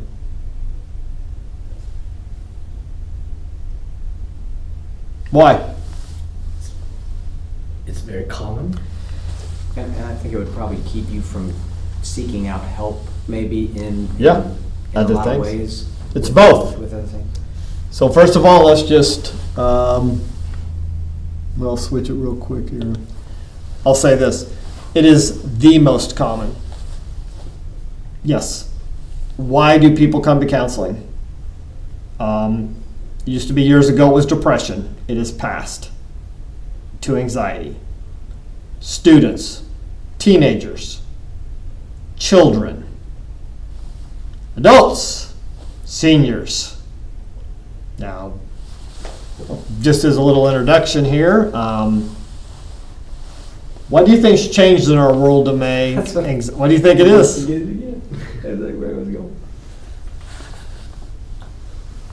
Why is anxiety it? If you're going to be a counselor, you're going to help people with anxiety. We don't know the research. I'll say this, not joking. This little thing right here. Okay. John Eldridge did a podcast the other day, and I heard this before, but if you look at how society has evolved, it used to be, and I'm talking hundreds of years ago now, okay, but this idea of the big cities didn't exist for most people. So you would grow up with, a community of 200. Now we're really going back maybe, 1,000 years or more. When you think of intimacy, being in community, 200 people, right? Think of comparing. If your whole world is 200 people, and you're in a tribe and you fish, there's a good chance you could be in the top 5 fishermen or women. Okay? You're only comparing yourself to these people around you. The pressure to succeed, what success looks like, greatly diminished. Now, if you're going to decide if you're a good basketball player or not, you watch YouTube on your phone and you see Zion Williams play basketball or LeBron James' son. So with 6+, maybe closer to 7 billion people on the planet, the absolute best, most successful is what you're comparing to. I remember during COVID, when I was working from home, you're watching these videos to encourage you, and I think it was in Italy, 2 Italian students in their home, and I mean, they were good. They were both playing violins, and they played a duet. And I mean, it went viral. I mean, it just was passionate and emotional, and I posted it and encouraging. But if I'm their age, and I'm just learning to play violin, and I watch that, I'm going to think I stink. Okay? But you're looking at what? The best of the world. Their video made it. I could have, posted me in 4th grade learning to play my saxophone. If YouTube would have existed back then, that would have been watched by 2 people, me and my mom. I mean, okay? What is successful? What we can achieve? All of that unrealistic. And this has also created more fantasies. We think the bad thing about pornography is watching people have sex and looking at naked people. Well, yeah, we shouldn't do that, and that's wrong. But the reality is, none of us really look good naked. Okay, you'd have to almost be perfect. It's not. It's a fantasy. It's not real. It's just not real. It's creating things that aren't real, and we're comparing to it.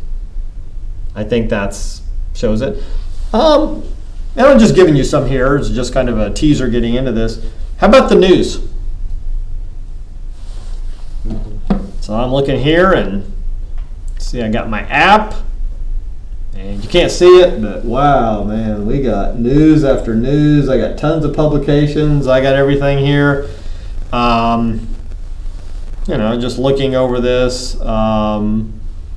First thing is House Democrats unveil bill that shows partisan divide. Next article, states with lowest vaccination rates are sitting ducks for a problem. Next one, NPR, after a 2-year legal fight, Trump, blah. Native Americans tribe trying to buy back island taken 160 years ago. In my life, my legs after a woman's wheelchair was damaged by a Delta flight. Now here's the deal. And this, statistically speaking, is true. There's empirical evidence. We are not created nor designed to take in all the news from all the world, especially when it's bad and negative and not healthy. Now, the reason I share that at the beginning, before we get into this, you're going to be dealing with people and helping people with this a lot. In fact, you might be listening here, and it might be what you've encountered as well. Okay? So I just say that at the very beginning as we go through it. So, anxiety disorders, going through it. So these are those that are listed developmentally. Okay? And this will make a difference in how you treat people. Okay? To some degree. All right? It's not going to be just all the same thing. So first, separation anxiety disorder. Okay? Selective mutism. A specific phobia.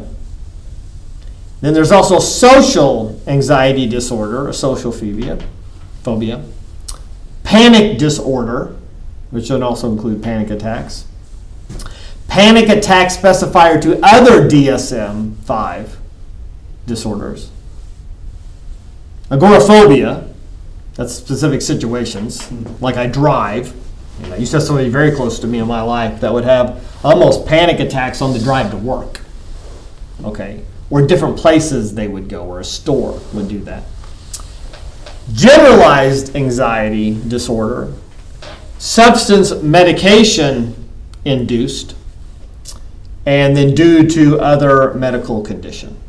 So that can be overwhelming at first, okay, as we're looking through things here. So if you're going to go through this, and on page 189, if you're looking in the DSM-5, pretty easy to find, anxiety disorders, and you go to the page and it gives you the introduction through all of them, and then here we go. You'll just start listing the features, the diagnosis, social anxiety disorder, just going through them. So let's talk about this, because I think this is a tricky one for Christians at times. We mentioned earlier that the number one command in the Bible is fear not. Okay. So you kind of get this idea Jesus is just this tranquil person who's like, almost like a hippie or something like that. So let's just talk about anxiety in general. First of all, anxiety serves a what? A purpose. All right? Why? To warn of a perceived danger. Back in our brain, this thing called the amygdala. You've heard this before, and I don't believe in evolution, but I do believe they call it the reptile brain, part of the brain, first form developed, okay? But it talks about the fight, flight, or freeze. Okay, natural, instinctive. Why did God have to program anxiety or give us anxiety in our life? In a healthy way. To protect us. Protect us, or we would die. My wife and I went on vacation this last year, and I'd been since I was like young, but I went to the Grand Canyon, the west side, and it was beautiful, overwhelming. I mean, wow. And I couldn't remember, I think I went when I was 8 years old, so I couldn't remember it very much at all. I remember going, but don't actually remember being there, you know what I mean? And then you wonder if you're really remembering it or you remember somebody told you. But we're there, the west side, and there's no fences. There's no barricades. I'm like, wow.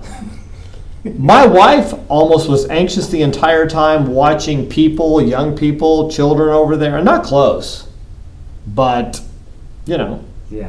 And I don't remember the statistics, but the person said in the last 100 years, I think this was it, our guide.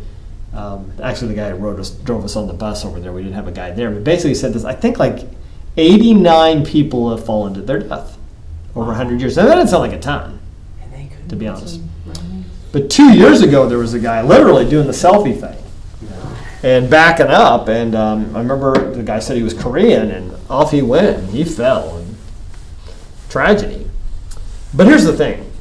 And I'm not going to try to work on a video to illustrate, but I'm there, and I'm not. Here's the deal. There's no reality. I know you can't see in the room right now, but if I'm here and I'm just standing, there's no wind or anything, and I look over here like 3 feet, okay, on the floor. Never in my life have I all of a sudden just been standing around and whoops! And fell 3 feet away. That never has happened. It's not going to happen. Okay? But if I'm standing here and 3 feet away, and this is true, is the edge of the Grand Canyon.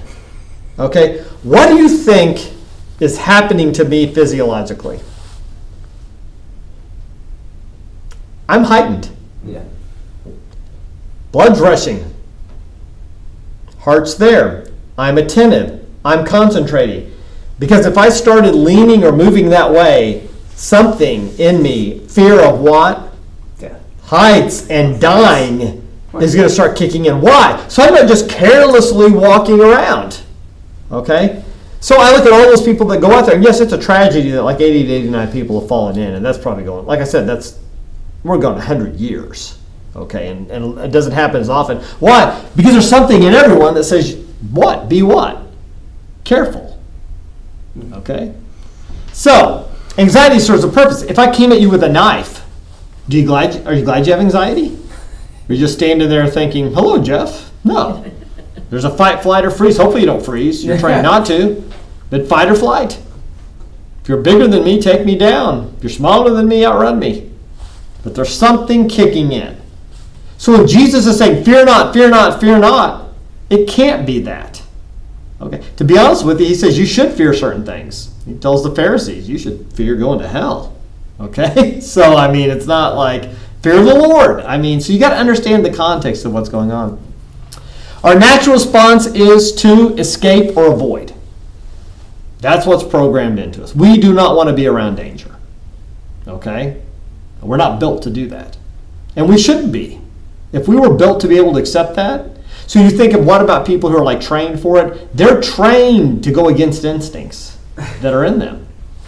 I was talking to a couple the other day, and we were talking about what makes counselors different. Most people avoid other people's pain. Okay? What do counselors do? You're trained to what? Press into it. If you're in a counseling session and a door or a crack opens up where someone's going to share something vulnerable and awkward, if you're the regular person, I don't want to talk about that.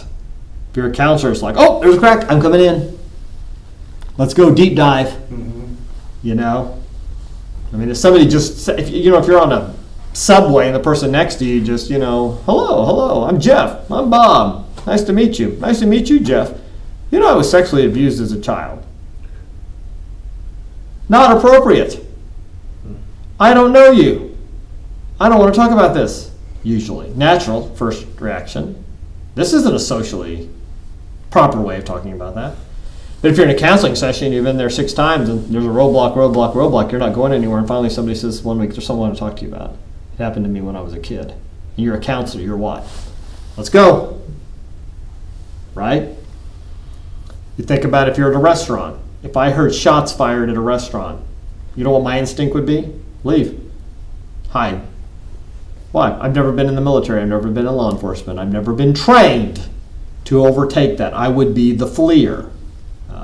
Or if I was with my grandchildren or my wife, first instinct would be the what?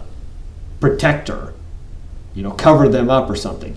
There would be nothing in me to find out where it is and go run towards it. I'm not trained to. Okay? That's what happens. So what is this problem with anxiety? Problems occur when warning system is activated in the absence of real danger. Does that make sense? So we go through all of these. There's not a real danger, but I'm still what? Anxious. Or I would say this, my anxiety is not commensurate with what's happening. If I'm standing here and, about 6 feet over here is the Grand Canyon. To be honest with you, if I was here and even, 5 feet over was the Grand Canyon, I would not feel at ease. I would be on guard. I'd almost have to be like 20, 30 feet away. Mm-hmm. That's just me. Before I'm just totally just sitting there talking, But never in my life have I just like, I wandered over here. That's never happened to me, but it doesn't matter, okay? It doesn't matter. So, it could be that, yes, I'm a little anxious, but even standing here, what if I just had a completely meltdown panic attack? That would not be normal. I should be anxious. I should be attentive. But yes, that's not okay. Not everyone walking around up there is having those, okay? So, anyway. So going through it, anxiety disorder is defined. Anxiety is defined as a state of intense apprehension, uncertainty, and fear resulting from the anticipation of a threatening event or situation, often to a degree that normal physical and psychological functioning is disrupted. Okay? An emotional response to real or perceived threat, whereas anxiety is anticipation of what? Future threat. Now, get this. If you came at me with a knife, I should be anxious. But all of a sudden, if I'm going to take my wife out on a date, and all of a sudden I start becoming anxious that maybe when we're on a date, somebody could come at with me with a knife. You see the difference? I have projected into the future worst case what? Scenarios. Okay. Often not based on... What if that thought crosses your mind, but you still go anyway? I would say this. Yes, meaning I think that's how people deal with things and learn. And like if you're actually working through things with anxiety disorder, like somebody has anxiety when they drive. Well, you're just aware that anything can happen, but you still go, so your mind is still somewhat... I would say this, it can be aware something could happen, okay, right, but it's not creating within you the physiological... Gotcha. Where you're cognitively you can know something happened, but if my heart's racing... Oh, gotcha. Okay. Oh, okay, now we're into something different. Okay. Yeah. Does that help? Yeah, just trying to make sure I'm not... Yeah. Make sure you're not crazy. Wrong with me. Oh, yeah. Well, I will say this. We'll segue here. How much does our past experience factor in? Yeah, if it's happened before, we think it can happen again. Yeah. So. Physiological symptoms include, here we go, muscle tension, heart palpitations, sweating, dizziness, or shortness of breath. That's physiological happening to you. Emotional symptoms include restlessness, a sense of impending doom, fear of dying, fear of embarrassment or humiliating, or fear of something terrible happening. That's it. So. But then there's the almost like the anomaly that most people fear public speaking, like they have anxiety about that, but it's like almost common to most people. Yes, it's a very common one. One of the greatest fears. It's absolutely. Yep. It's how many times are you actually like that's presented to you, but people still have that fear. And I can tell you, I do a lot of public speaking. And I remember one time, it's weird, I was speaking for a group that was on a missions trip. And so I'm teaching the group while I'm there, and I'm preaching in a church and stuff. But there was one night we were all in a room, like we were staying in this like lodge area, and this room's like a big resort room or something big, like a kitchen area. And they put me on a speakerphone, and they wanted me to kind of talk and address the church back home, over their loud system at church, what was going on. And I can remember out of nowhere, I almost started sweating and had anxiety. Now, I speak all the time. So you say, what happened? I don't know. I just know it came out of nowhere. I was watching I'm going to sound old. I don't mean to be weird about it, but I was watching, my wife and I will watch Johnny Carson reruns of the Tonight Show from a long time ago. Stars that were on for the first time, like Robin Williams, Steve Martin. Yeah. And Mark Short was on the other day, comedian, funny, and my wife loves Steve Martin. She thinks he's the greatest entertainer ever. But Mark Short's there, and he's talking to Johnny Carson, and they were talking to him about some things, and he mentioned how nervous he was. It was his first time on the show.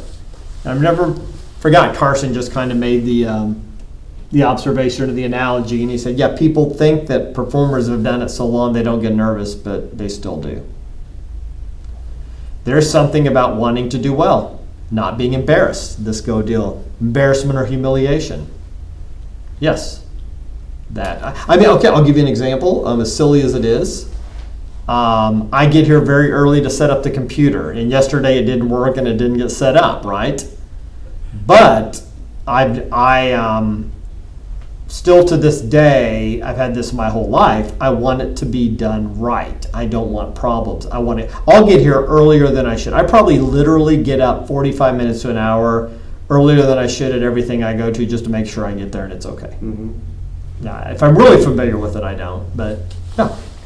One thing I've realized too is that if things are just part of a normal routine and all of a sudden it's very comfortable, and say if I was at your speaking engagement, let's just say I pictured myself, I put myself in your shoes, and then they wanted me to do something new, but I'm comfortable and the routine's going and there's a good energy with everybody, Yeah. and we've got a feel and a rapport going, and then they want to introduce a new group of people and I've not prepared or processed for that, that's where it could trigger me. Absolutely. Where out of nowhere it's like, oh no, I can still do it, but I'm going to get more anxious about it. Yeah, absolutely. Yeah. You're right. Mm-hmm. So, going through here, this is important. Anxiety is uncomfortable, but it's not what? Dangerous. And so, and this might be in a future slide, but like panic attacks. I've had one in my life. Okay, remember where I was. And I remember I knew what it was happening. This is a panic attack. I've counseled people, I've helped people, I've known people. I'm having one. What did it feel like? Feels like you're going to die. Mm-hmm. Feels like a heart attack. Cognitively, I knew what it was and my experience and everything. So I just sat there thinking this is what it is. So it wasn't dangerous. So it should have made it more comfortable. It didn't. It was almost an out-of-body experience. It was horrible. I just sat there and had it. I just sat there in my car. I can remember where it was, Leawood, Kansas, going to get my haircut. I just stopped, sat there, and had it. I knew I wasn't going to die cognitively, but emotionally, it didn't make any difference. You people come in with anxiety a lot, and this is something to remember. If they could just stop it, they would have. Okay? Well, they just don't know. They would stop it. They don't like it. Okay? That's why they're seeing a counselor. All right? I like this. We don't want to totally eliminate anxiety, just manage it effectively. And I think that's the context. So when Jesus is saying fear not or don't worry about tomorrow, I really think the proper understanding in the context is it's not that, let's just be honest, I don't think Jesus is saying if your child's going in for an operation that you as a parent should just be, no big deal, it's in the hands of the Lord. If he wants to take my child, he can. I think that is grossly, doing an abomination to the handling of Scripture. Okay, the Bible's filled with people, Elijah and Elisha and the widow who loses her son and the anguish and all of those things. It just means this. Can we manage it? It's not debilitating. It doesn't make our life unmanageable. We can still have joy in other things. Does that make sense? That's what we're getting towards. I'm sure when Paul was in prison, it's just not like he's a android, that he's just like, yeah, this is... can he choose things and have peace and joy in the midst of it? Absolutely. But at the same time, you read Corrie ten Boom, The Hiding Place in the concentration camp. Yeah, they're not like, well, if I die tomorrow, I die. They didn't want to die. That survival's still there. So...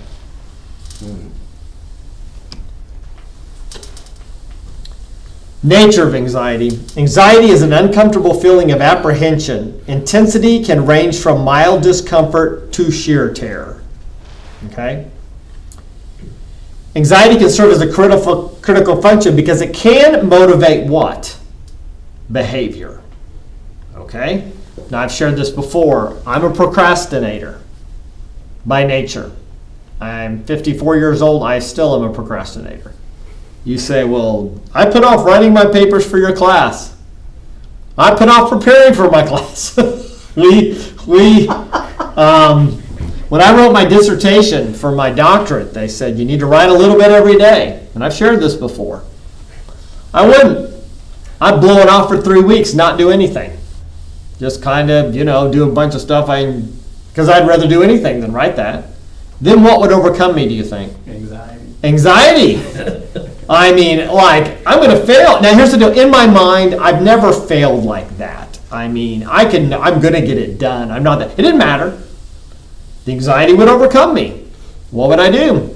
I'd tell Jana, my wife, I'd say, I got to lock myself away for a weekend.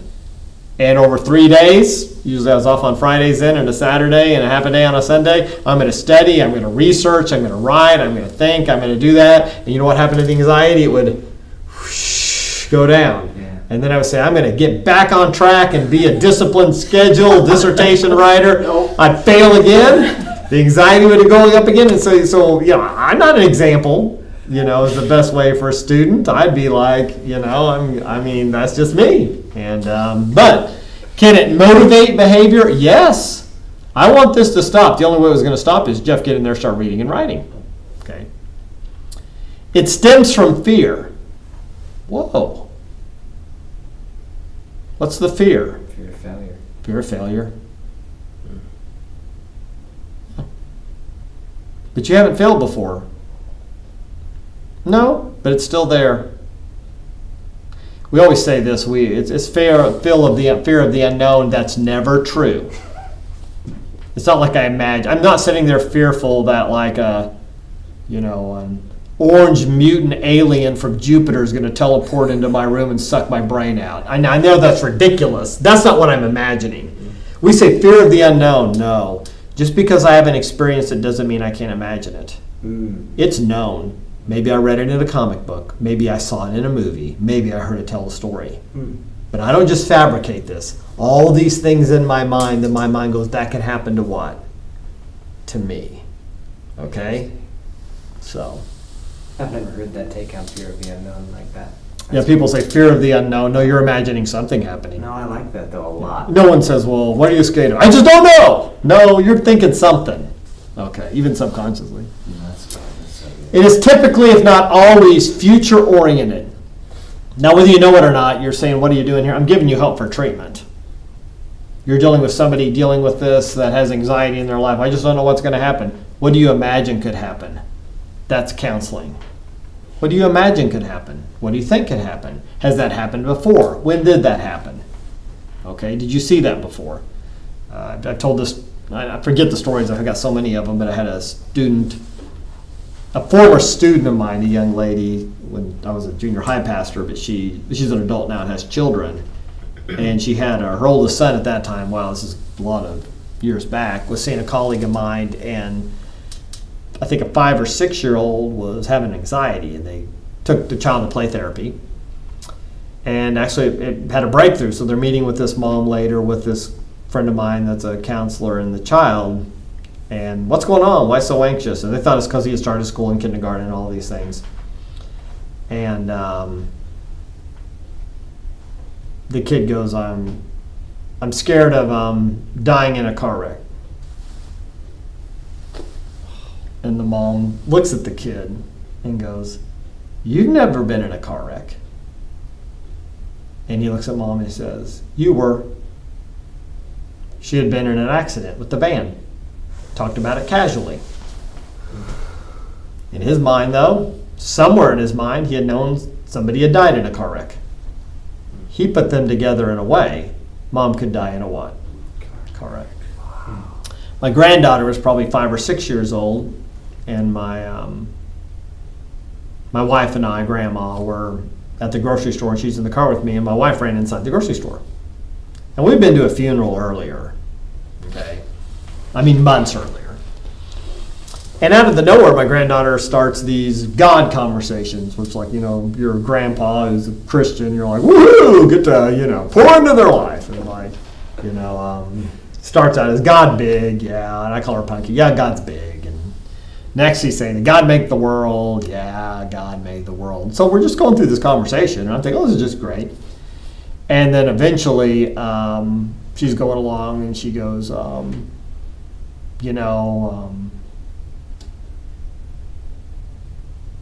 do we all die? And yes, we all die.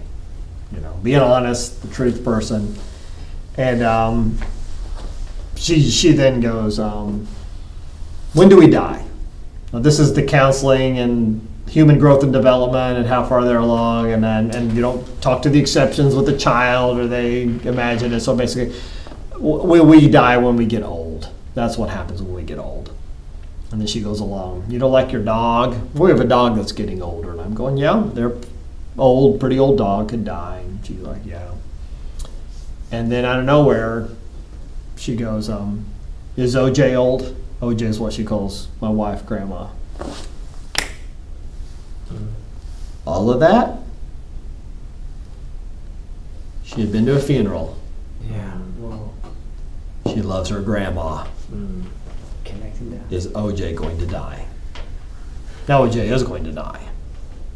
And my wife was glad I said this. We're 50s. And I go, not for a long, long time. OJ's not old. Now you can say, well, statistically speaking, she could. You don't know how to deal with children in counseling. Okay? Now here's the point. Typically future oriented. Okay? But in her mind, I could tell, and she's had a little anxiety in that little body of hers. Why? Projection into the future stems from fear somewhere. Okay? So, anxiety disorder is a condition. So what's different from being, we're all afraid. Okay, a condition consistently interferes with what? Functioning. All of a sudden, I obsess about it. And I can't, you know what I'm saying? Function. Does that make sense? Yeah. So the people coming to see you, that's what's going on. Okay? Many anxiety disorders develop in childhood and tend to persist if not treated. So, can you think of anything in this fear concept that you think, I remember this started when I was young, I don't know why, but anything? Like for us personally? Yeah. Oh, absolutely. It plagued most of my life, Okay. and that is just fear of my parents dying. Okay. And you can remember that? Oh, yeah. I mean, it actually plagued my life for probably, I think, just about maybe within the last 10 years, I've probably finally was able to kind of wrestle it out. Okay. So, and like kind of come to like try to understand it, and it actually, yeah, it actually has how I functioned as a child. It affected me greatly. I had to sleep next to my parents in their bedroom Okay. till quite late in life, where you just don't want to tell anybody about it. Yeah. Sleep right next to them. Like my dad would be driving down the driveway at 5 in the morning to go to work. I would have to run out into the driveway in my pajamas and give him a hug and kiss goodbye. Just In Yes. case. Yep. I mean, those are some pretty specific details, but And those are ingrained in there that you remember. never that. go away. Yeah. I don't ever remember oversleeping and missing something, but at a very young age, and actually, I shouldn't say this was in my 20s. I got a job with a company, and you have your normal work week, but every once in a while, we would have to go in, work early to audit. It was a car dealership. You go audit, do a surprise audit of a dealership. But point of the story, I couldn't sleep the night before. Now I would set an alarm, and my alarm always worked, and I always got up, and I never missed one. But somewhere in the back of the recesses of my mind, I'm going to miss this. and then I couldn't sleep the night before. Now here's the reality. I'm not really fearful. I unpack this. Is once again, it's fear of failing. It's not, I don't think my alarm's going to work. There's a chance I could fail at this for this reason. And then from there, you work backwards into it. So if like in that situation, somebody's dealing with that kind of anxiety, you could talk about, well, let's just fear not and learn these techniques. Nope. Where did this idea that you could fail come from? Does that make sense? How did it grow in you? Are you tracking? So then all of a sudden your treatment's going to deal with failure. Things like that. So anyway. Most occur more frequently in females, 2-to-1 ratio. Okay? So when it comes to anxiety and panic, although it's in all of us, and this might have changed more recently, but the reality is like panic attacks will, this is a big one, will start manifesting themselves in women in their upper 20s and then on into the 30s and things like that. Well, what changed so much? Well, a lot of times we just have this inner strength as children. We're unbelievably resilient, just to suck it up and go on. But as we get older, we become weaker. We become busier. We cannot maintain it as much. And it's like you have a dam and the water's starting to spew out through the weaknesses. And people are like, well, all of a sudden am I having this panic issues? You've had it your whole life. You just subdued it, compartmentalized it, and ignored it. And then you wake up one day and you're 35 years old and it's like, I'm tired. And here it comes. And so, anyway. So true. What characterizes an anxiety disorder? Okay. Subjective distress. What do you think I mean by that instead of objective distress? Objective is I can point to something that is, yeah, that's real. Subjective is this just maybe could happen. Functional interference, how you're functioning. Here we go. Maladaptive coping. I don't have a problem with anxiety. You know you're high all the time. I knew one young man, yeah, he was just stoned all the time. You know what his real problem was? Drugs! Symptom, anxiety, coping. Pornography. You like looking at naked people have sex? Nope, tired of that. What is it? Coping mechanism for anxiety. Obsessive behavior to, it could be a number of things. This person picked pornography, this person picked eating. Overweight, obesity is your problem. No, anxiety is the problem. The maladaptive coping is that. Okay? The false alarms versus what? Real danger. Okay? And just for a second, though, to put it up there if you can't see it, I like the cartoon. They're anti-anxiety pills. But I'm afraid to what? Take them.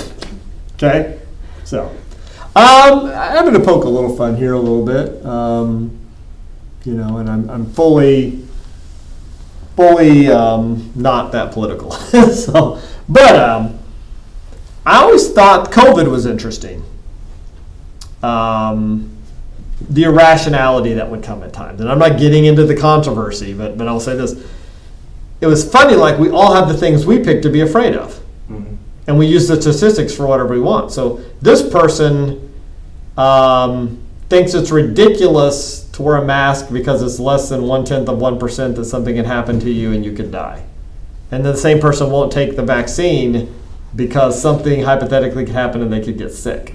Are you with me? We all pick what we're going to be what? Mm-hmm. Afraid of. As much as we want to be objective and all of those things, and I'm not afraid of wearing a mask, but I'm afraid the government's going to take away all my religious liberty over a mask. Okay? And I'm not making fun here, I'm just saying it was interesting. Mm-hmm. We are all governed by afraid of something. Mm-hmm. Okay? And that happens, and then we all look at the other person and we kind of shame their fear, but we keep ours. And so the reality is we all struggle with that to some degree. Prevalence, it is the most common disorder. That's the reason I begin with it. I'll make the most time here. Each year, anxiety disorders impact approximately 18% or 40 million adults in the United States. Let that sink in. Okay? Lifetime prevalence, anxiety disorders, 30%. Let that sink in. They're anxious at 16, they'll be anxious at 60. 30%.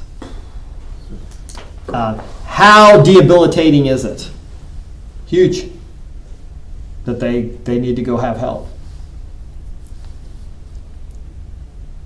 So, close to 50% of individuals diagnosed with an anxiety disorder also met the criteria for a depressive disorder. Okay? We talked about comorbidity, two things at once when you're treating. So let's just talk about this and use some wisdom here, some common sense. Why do you think that's true?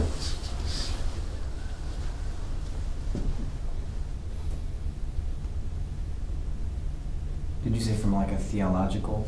Or just, yeah, theological, practical, yes. Yep.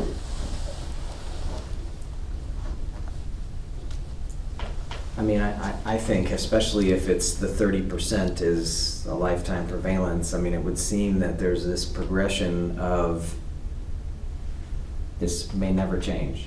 Okay. So I'll give you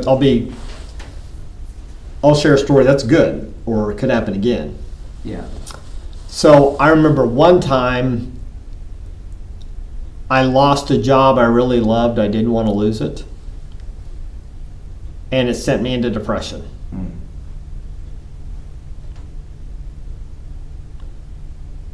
Later, what do you think would happen if I thought about maybe losing the next job or the next job after that I liked? What would that bring up in me?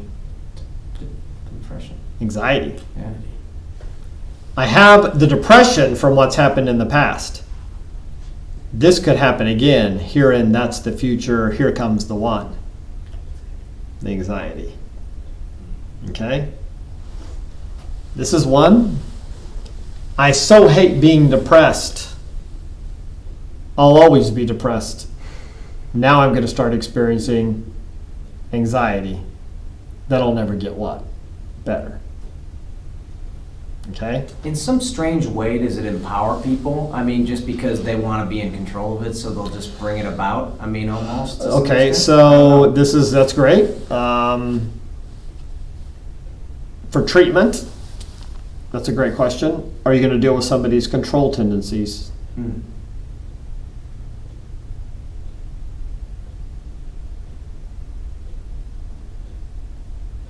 Absolutely, you're gonna do. Yep. Yeah. Because like a lot of things, people, I think, and myself included, I mean, I find it like, man, you just want to. Sometimes you want to be in control of something. You don't want to have to wait, and you're like tired of the what ifs, so you just like make it what is, Or you try to? or try to, right? Yep. Yeah. No, absolutely. With depression, it's, and we have these questions that are powerful questions to ask. One of them I talk about a lot is, and you don't use this the first week with somebody, but when are you going to give up the possibility of having a better past? Mm. Big question. They live in it. So depression, we're trying to change the what? Past. Anxiety, we're trying to control the what? Future. Depression, I want to make that this didn't happen. Anxiety, I want to make that this won't happen. We have control over neither. So, anyway. But yes, that's why they call them two sides of the same coin, by the way. So that's why the medications are similar too, to be quite honest, with the neurons going through your brain to slow those down at the synapses with the thing. So typically, as at early onset with chronic course in adulthood, majority experience a worsening of symptoms. It becomes more debilitating to the point they go get help. Associated with severe impairment in functioning. Impairs academic work performance, family functioning, and social functioning. Can lead to depression or substance abuse. It is significant. They don't do as well at work. They don't do as well on the job. They don't do as well in school. Numerous students, college students, struggling with anxiety, it greatly affects their ability to what? Prepare to study. So here's the deal. Should we all maybe experience a little bit of anxiety? And here's why I like master's programs, to be honest with you. I never really liked tests. Okay? And I often felt like tests were like rote memory. Now, you're going to have to prepare for a test. You'll be a counselor eventually. Okay? And there's a lot of memory there. Okay? But if the anxiety of taking the test becomes so debilitating you can't even study for it. Now we have a maladaptive, meaning like with me and my dissertation, it really worked out well. I would have the anxiety, but then I would actually go what? Work on it. You know, it wouldn't have been great if it leads me to go smoke pot. Okay, and that's why you look at it that way. But can lead to depression and substance abuse very much. So, substance abuse, and this is careful, whether it's prescribed or not. So even the anxiety medication you can abuse or not work on causes. Medication's good, but you abuse that. Yeah, because now marijuana can even be prescribed, really. Oh yeah, medicinal, sure. Yeah. But you can abuse even what's legal. Yeah, oh yeah. So it leads to that a lot. So anxiety is composed of three distinct elements. Here we go. A behavioral response, which is usually what? Avoidance. I just won't drive. I just won't get on the plane. I just won't do things. Well, that can restrict your life. There is a physiological reaction. So how do you know if it's anxiety? Increased heart rate, sweating, tightness in chest. Okay? And then an internal psychological experience or feeling, which is feeling afraid. Okay? Now I'll give you one here that's not listed that goes with psychological: obsession. And we'll get into obsessive compulsive. Okay? But what's going on here? I obsess about it continually. So this is, one second here. Change that or you're not going to be able to read it. I don't know how easily you can go through here, but the anatomy of anxiety, what triggers it and how the body responds. So, what triggers it? When the senses pick up a threat, loud noise, scary sight, creepy feeling, the information takes two different routes through the brain, okay? So first is the shortcut. When started, the brain automatically engages an emergency hotline to its fear center, the amygdala. Once activated, the amygdala sends the equivalent of all points bulletin that alerts other brain structures. The result is the classic fear response: sweaty palms, rapid heartbeat, adrenaline. All this happens before the mind is conscious of having smelled or touched anything, before you know why you're afraid you are. Why is it so important that there's the shortcut? If I come at you with a knife, you don't have time to, that is a knife. Am I in danger? Hand goes up. Psh, instinctive. Okay? So that's the shortcut. B, the high road. Only after the fear response is activated does the conscious mind kick into gear. Some sensory information, rather than traveling directly to the amygdala, takes a more circuitous road, stopping first at the thalamus, the processing hub for sensory cues, then the cortex, then the outer layer of the brain cells. The cortex analyzes, this is executive functioning, the raw data streaming in through the senses and decides whether they can require a fear response. If they do, the cortex signals the amygdala and the body stays on alert. I'll give you an example. I hear something outside at night, my house. And what immediately happens is the shortcut's going to kick in. Something could be bad, unless I'm used to something. Then I look outside and I see it's a raccoon.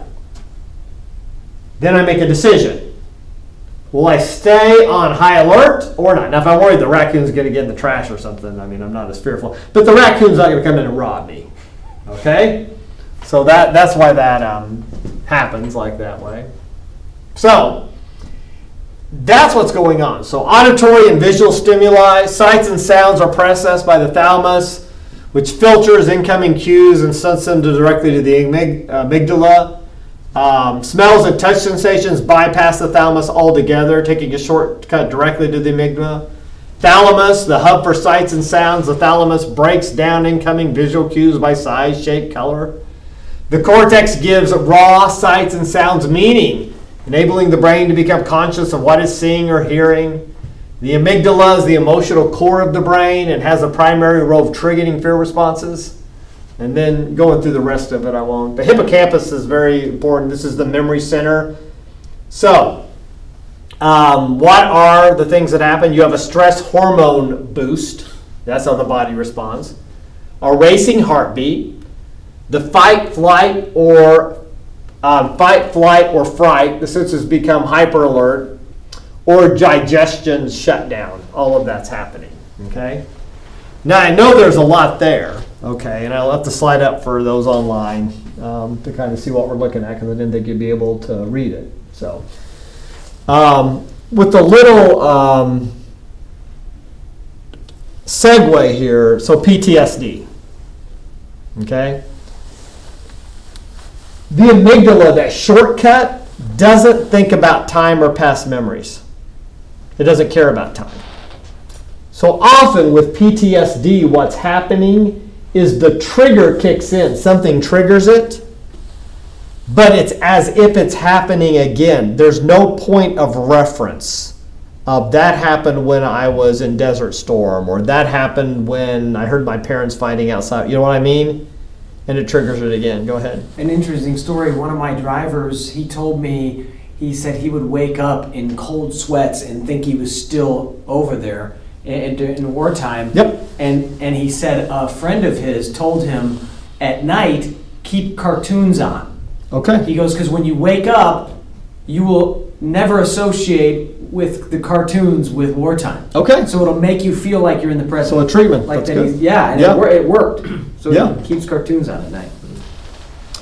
The reason I go through that whole thing is just to show you how you work and what's happening. Now, here's the deal. This is more psychoeducational, but for treatment, you know what helps people a lot of the time? For them to know they're not crazy. For you to explain what's happening. Okay? Yeah. So,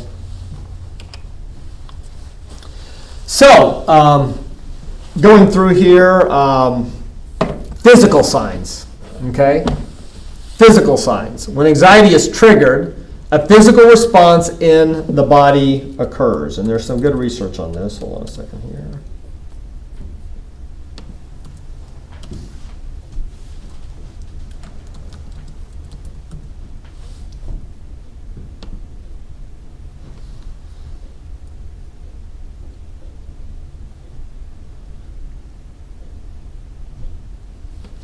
Okay. If you look at Mark McMahon, if you want a name, he's a psychologist who does a lot of good work in this area. And then I really think John Townsend, who wrote Boundaries, does a lot of good work in this area, looking at some stuff. So, all right. So let's look at and you might not, the sympathetic response system and the parasympathetic. The sympathetic is this, things that happen automatically that kick in, okay? So like your pupil dilates. Do you control that? No. If I go to the doctor, they're going to dilate my pupil and it's going to be that way a long time. Those are things happening automatically, and saliva, accelerated heartbeat, things like that. What's the parasympathetic?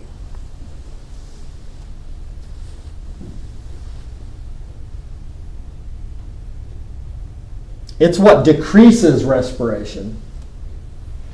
It's what brings the heart rate back down and increases digestion. Okay?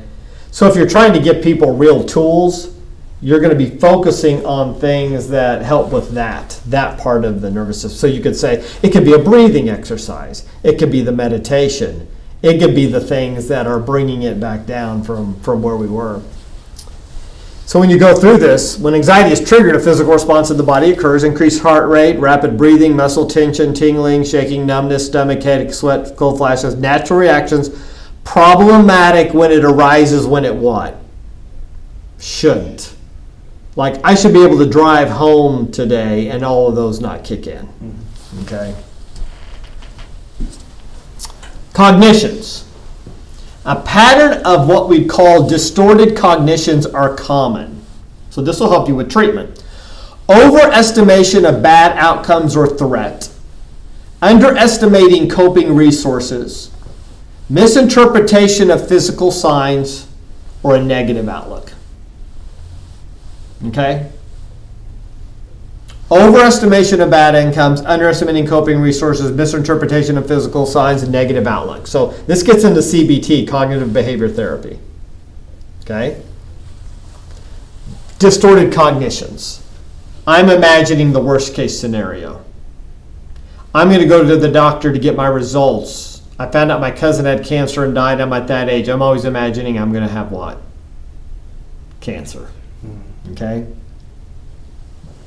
Concentration and attentional issues occur. More attuned to what? Danger cues.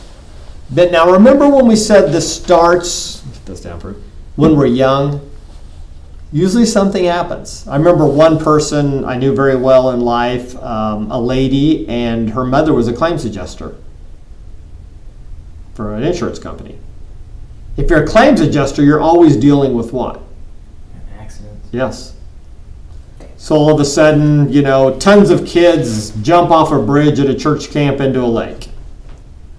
Of the thousands, hundreds of thousands possibly, and I'm guessing there, that have done that, last year one of them hit a log and died.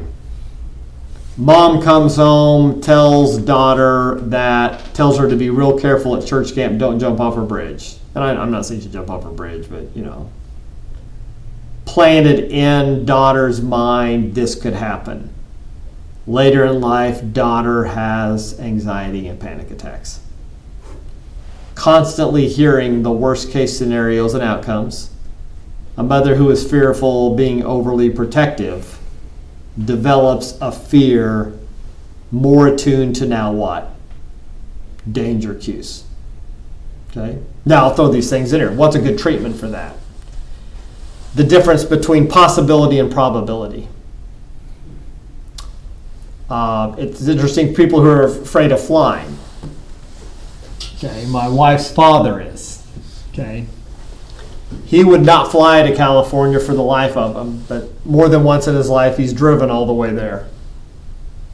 What's ironic about that? Statistically speaking, more people die in auto accidents. Absolutely. Now, he would have rationale coming back. Yes, but a lot of people have automobile accidents and don't die. There's not many people who have plane accidents. Okay, fair enough. Okay. But there's always an argument. But the reality is it possible you could die flying? Yes. Is it probable? No. No. And what you work through with people in that mode is this: if we live our life only by possibility instead of probability, it's not going to work out. And that goes for positive things too. I do not want to work because it's possible I'll win the lottery if I play every day. It is possible. But is it what? Probable. That's cognitive things that help with that. Doesn't mean one-time deal, but it's like, okay, I need to do that. I like overestimation of bad outcomes. But and these are true things, statistically speaking. Most of what we worry about will not come what? True. Okay. So, and if it does come true, it won't be as bad as we want. Thank you. So, stinking thinking. Here it is. Cognitive distortions that cause anxiety. Here we go. Catastrophizing. The catastrophe. The worst is going to what? Happen. The worst is going to happen. Okay? And that's where we run to the worst possible outcome. My boyfriend broke up with me before. He called. He hadn't called for 2 days. He's going to break up. I mean, it's just like, that's what we do. Polarizing.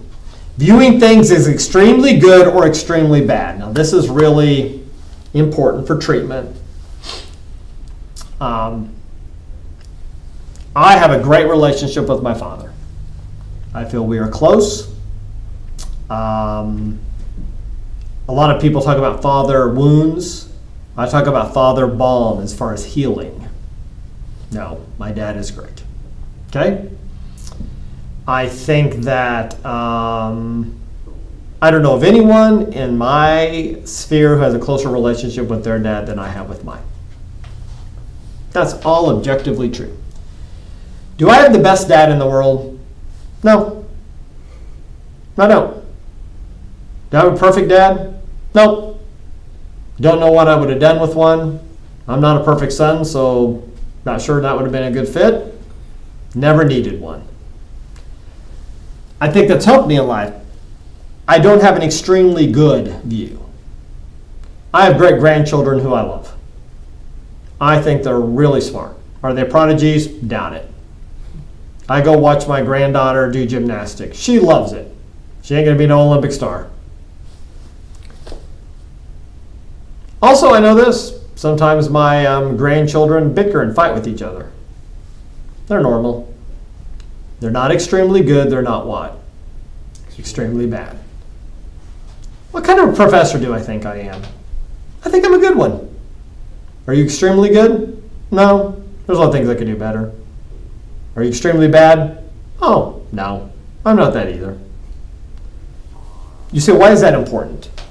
If we live our life with that way, moderation, realistic view, we don't become polarized. I love Abundant Life, the church I go to. I teach at it. I have a counseling center. Do you go to the best church in the world? Nah, we got a lot of problems. Was it a bad church? Oh, no, great things are happening.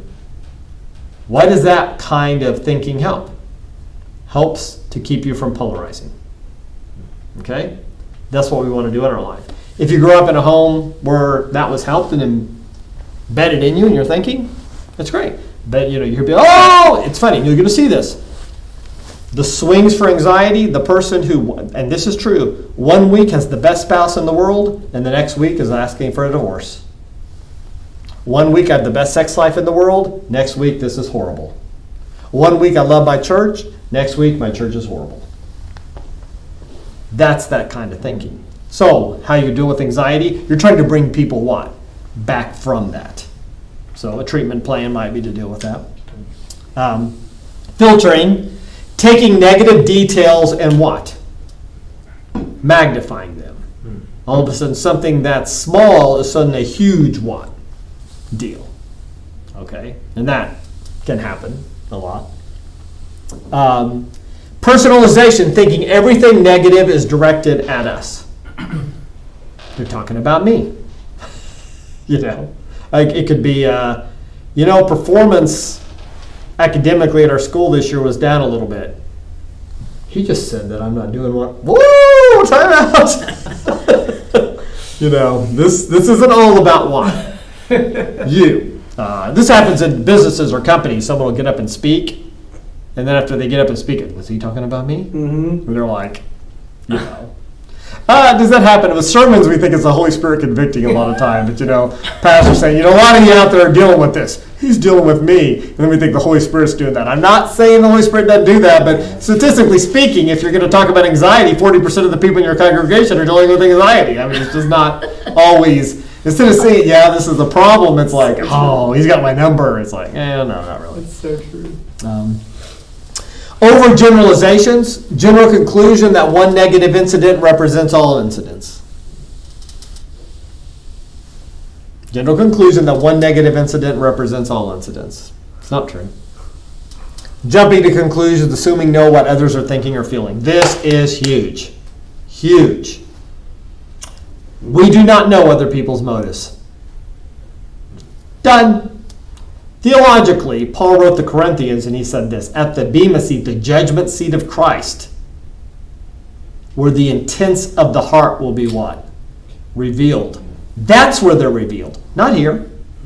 Solomon in Kings writing about the temple, and he says, The Lord, who alone knows the hearts of men. Oh, I know why they're doing that. I know their motive. And here's the deal. You never have to know motives in dealing with people. Just go by what they did or not do.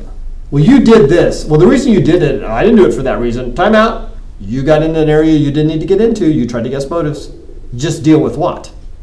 The behaviors and how they made us feel and other people feel. But anxiety means, oh, I know what they're doing. So, attribution errors, believing others' actions are what? Deliberate.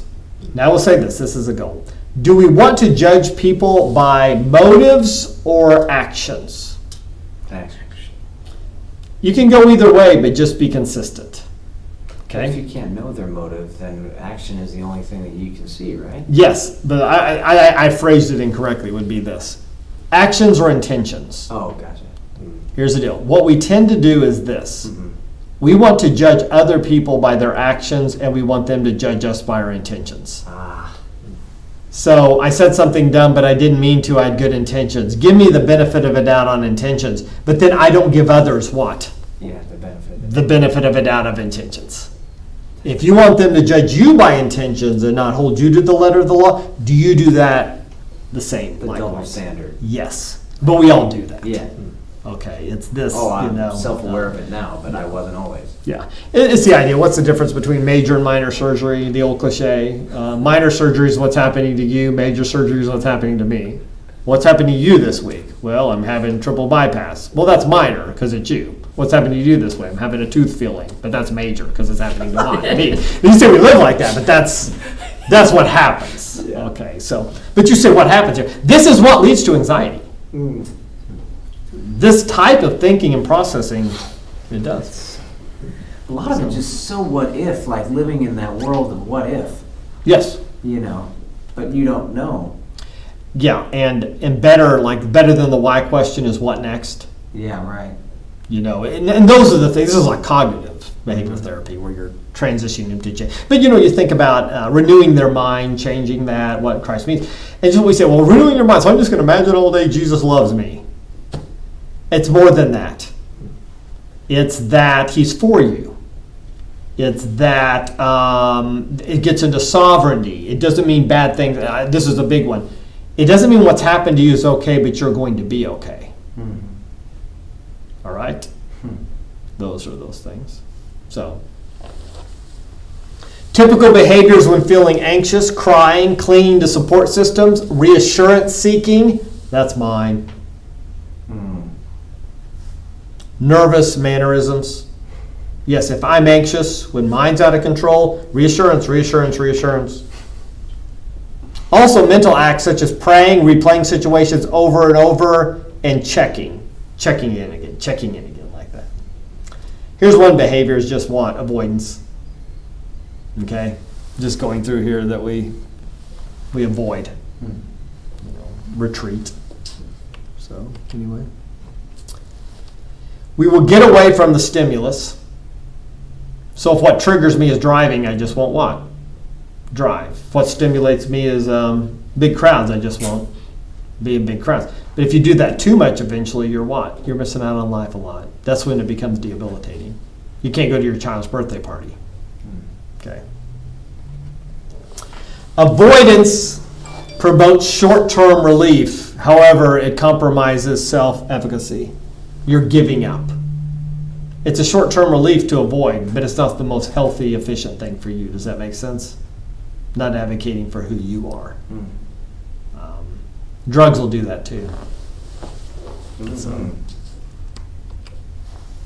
So here's the typical anxiety cycle.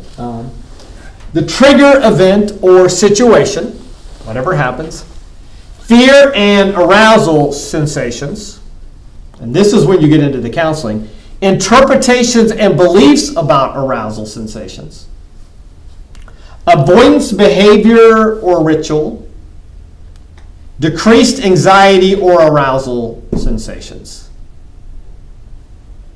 That's the unhealthy pattern of anxiety. Something triggers me, I fear it, I interpret it, avoid it, it goes down, I think things are better. Yeah, okay, that's what I was, yeah, you answered the question. Okay.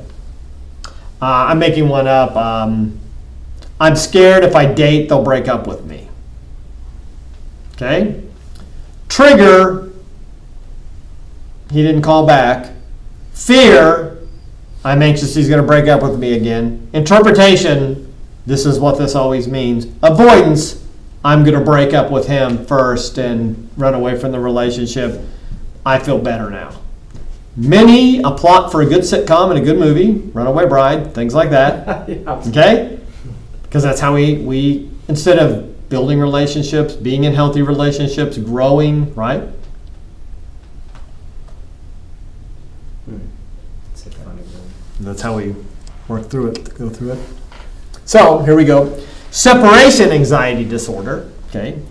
The individual is fearful or anxious about separation from attachment figures to a degree that is developmentally inappropriate. Okay? There's persistent fear or anxiety about harm coming to attachment figures and events that could lead to loss of or separation from attachment figures, and reluctance to go away from attachment figures, as well as nightmares and physical symptoms of distress. You can see this with children. Parents leave for the night with a babysitter, child has panic. People who can't be away from their spouse, they become controlling. Okay? Separation anxiety. Although the symptoms often develop in childhood, they can be expressed through adulthood as what? Well, now the joke is, and I believe this, I think dogs can have separation anxiety. I know for sure. When I go out of town, our dogs don't eat. We have 3 dogs this week. My wife and I own 2 dogs. Sorry for the simple story, but our children left with the grandchildren to go camping, actually in cabins, not real camping, and they left their dog with us. So we've had 3 dogs this week.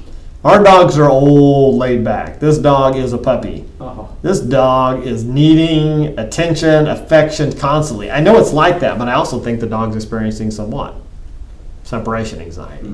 The dog peoples aren't around, and so. But this happens a lot. But if it's not treated, can you have this later in life? Absolutely, kicks in. Selective mutism. Characterized by consistent failure to speak in social situations in which there can be an expectation to speak school, even though the individual speaks in other situations. Okay? So you get the public speaking and things like that? Yeah. Oh, yeah. The failure to speak has significant consequences on achievement in academic or occupational settings, or otherwise interferes with normal social communication. I remember there used to be a thing called Dale Carnegie kind of, well, I don't remember what it was called, but it was like a sales thing. And they would have all these adults in a room, and you go through some training. And I don't know if you remember the thing, I'm a little teapot, short. So they would make everyone do that in front of the class. Now, you're addressing with public speaking, but I mean, it would be me up there, and I can't remember how it goes, but I'd have to like put my hand here and do this, and I'm a little teacup short. And now here's the deal, I'm 54, I can do it now, I've been a student pastor, it's no big deal. But I can remember very young sitting in that class, and you're going to have to go down in front of the class and do that. Some people just go down there, no big deal. Some people what? Oh yeah, it's the big deal. Or they can't speak in certain situations and things like that. And by the way, so what do you do in therapy to help people? You're walking them through that, giving them things to do, things like that can be helpful. I remember when I had public speaking, like in college, I remember I had to go through a mantra before I would go to class, and I would have to tell myself, I would have to pump myself up and say, and it was all it was positive self-talk. Yep. But some of it was kind of like because no one else is going to tell me these things because it'd be Yep. weird. I didn't expect people to say that, but I would say, you're funny, people like you, you're going to deliver this, everybody's going to laugh when you want them to, this is going to work out, and then I would be able to, it would go Yeah. away. It'd go away. By the way, that's something that can be beneficial, a ritual that you've been in place, that you went through it. Those can be helpful and effective with. Yeah. I know I have anxiety, but I go through this and it helps. And those aren't unhealthy things. I mean, if your ritual's like committing a crime, that's bad. I go knock off a liquor store and I feel better. Yeah. That's not going to fly. But yeah, things like that. Well, and I told myself too, I said, you know what? Everybody is going to be feeling the same way you are. You're Yes. not going to be alone. Every person's not going to get super excited about going up there. Yeah. And so, Yeah. I don't know. That helped too a little bit. Yep. What else in here? Can you name a character on a popular current TV show that has selective mutism? This goes back a ways from it. Needs alcohol to talk to ladies. May suffer from adjustment disorder culturally.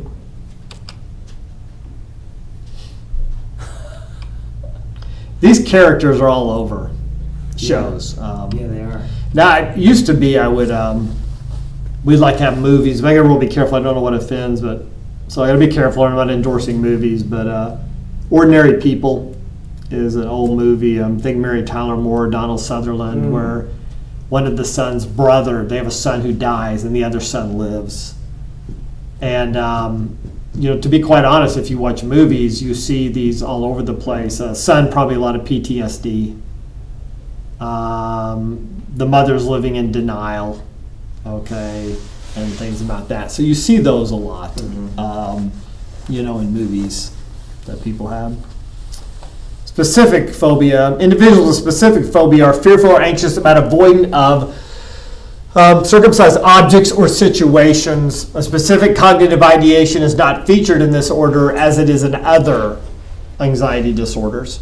So, the fear, anxiety, or avoidance is almost always immediately induced by the situation to the degree that it is persistent and out of proportion to the actual risk posed. Okay? So there are various types of these: animal, natural environment, blood injection injury, situational, and other situations. But they're going to be fearful of the specific thing that goes through it. So GAD is popular in here, and it's going to be your generalized anxiety, okay? So you're saying, well, how do we diagnose? All right, so this is an example. And there's no way to go through the whole thing, but I'll say this is how it works, okay? Excessive anxiety and worry occurring more days than not, at least for 6 months, about a number of events or activities. So this isn't specific. This is just, I'm generally anxious. But this is in DSM-5, generalized anxiety disorder. Excessive anxiety for 6 months. So somebody comes in, yeah, for the last 3 weeks I've really been worried about this. Could you diagnose them with this? No. Okay. But if it's debilitating for a period of time, you can. The individual finds it difficult to control the worry. Okay? The anxiety and worry are associated with 3 or more of the following 6 symptoms, with at least some symptoms being present for more days than not for the past 6 months. Okay? So here they are. Now notice for children it's only 1. Okay? So could a child have generalized? Yes, it could. He or she. Number 1, restlessness, feeling keyed up or on edge. 2, being easily fatigued. 3, difficulty concentrating or mind going blank. 4, irritability. 5, muscle tension. 6, sleep disturbance, difficulty falling or staying asleep, or restless, unsatisfying sleep. Okay? Now, what makes this different than just medical is all that is what? Subjective. But you have to believe your client knows. And so they're saying, yes, I'm tired all the time. I'm irritable. I can't stay asleep, things like that. The anxiety, worry, or physical symptoms cause clinically significant distress or impairment in social, occupational, or other important areas of functioning. I can't do what I'm supposed to do in these areas because of it. The disturbance is not attributable to the physiological effects of substance or another medical condition. Okay, this isn't a physical medical situation. And the disturbance is not better explained by another medical disorder. So anxiety or worry about having panic attacks and panic disorder, negative evaluation and social anxiety disorder, contamination or other obsessions, things like that. Meaning, if you could diagnose something else, but if there's nothing else that better explains it, and this is common, this happens. A lot of people live with this. Okay.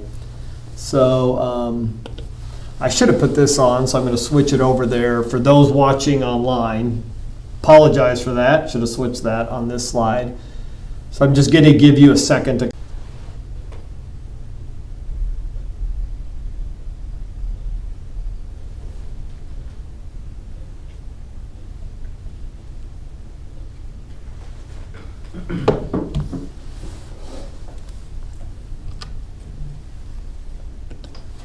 So going back, generalized anxiety disorder, syndrome characterized by excessive worry, and the worries don't seem to stop. Constant and intense. Worry about the same issues over and over again, i.e. job security, health relationships, not worried about a panic attack. That would be a panic disorder, okay? Symptoms common to worrying: restlessness, muscle tension, difficulty with concentration, sleep problems, irritability, and emotional fatigue. Also trembling, feeling shaking, sweating, nausea, diarrhea, and exaggerated startle response. Okay. Now, this is important because I think this is, we talk about zebras and horses, okay? All of us, if we're honest, experience some sense of anxiety about things. So you have in counseling, and so this is what I would say, somebody comes in and like they're having trouble sleeping and they're worried about some things, and they come in for counseling. You do not have to diagnose them with GAD and push them into it. This is significant, okay?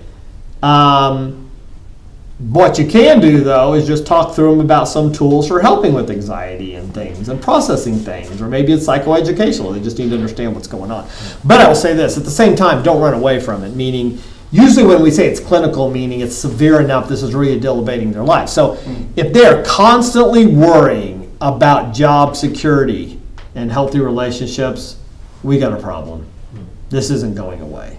Okay. Now, granted, could there be a good external factor that's true? Absolutely. I remember when I worked at GMAC, when I was in finance, they were always going through a restructure, which is a downsizing. Well, they had branches all over the United States. Okay.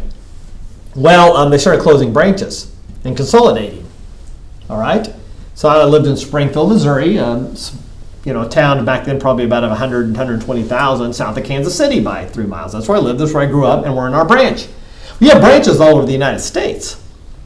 Well, it got to the point they knew they were closing branches, but it was a secret. You didn't know which branches were going to get closed. Now, eventually, back then, looking back, eventually they weren't going to stop. They were going to have these hubs, right? And they were all going to get closed. But I remember you'd come into work on a Monday, and this is back before, email was around then, but internet wasn't even big then, okay? But I remember this. Here's the email from the people at the branch 3 hours away in another city. Their branch had just been what? Closed. Now, the reality, if somebody said, boy, I'm having some fear and anxiousness they could close our branch. Yeah, I would too. There's a good chance they will. You see what I mean? That makes sense. You can still give them some coping. But what would be the problem when it becomes a disorder? One of two things. I'm worried they're going to close our branch, but that's not going on. Or number two, all of a sudden, I'm worried they're going to close our branch, so now I'm drinking heavily. Now, wait a second. Everyone's a little worried they could lose their jobs and what that might mean. But now you're entering into maladaptive what? Behavior. That's where we need to work through it. So, anyway. Generalized anxiety disorder, accelerated heart rate, shortness of breath, dizziness is less prominent in general than in the panic disorder. Twice as common in females as compared to males. Prevalence peaks in middle age and declines throughout later years. Okay? Individuals meeting the criteria often report they've experienced anxiety and nervousness all their lives. And this is interesting to me, I find, with clients. They look back and they just got so used to it. And this is important. They've got so used to it, they're not aware that they're living with it. Yep, they just learned to function. This was my normal home. I was nervous all the time. Oh, that wasn't good. Oh, I just thought this was the way everyone was. No. And then it manifests itself later in life. Okay? Full remission rates are low. It's hard to beat it. The content of the worry tends to change throughout their lifespan and tends to be age appropriate.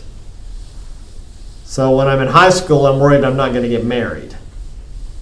When I'm starting out in my career, I'm worried I'm not going to get hired. When I'm in my 50s, I'm worried I'm going to get laid off. You know what I mean? But there's always something that, is going on. So, environmental factors have not been linked to this disorder. Genetic factors make up 1/3 of the risk of developing this disorder, meaning, so here's the argument of nature and nurture, but there seems to be evidence that it gets passed down. Okay. Culturally, the topic of worry can be culturally specific. However, there is no data linking successive worry to the person's culture. Comorbidity, meaning the second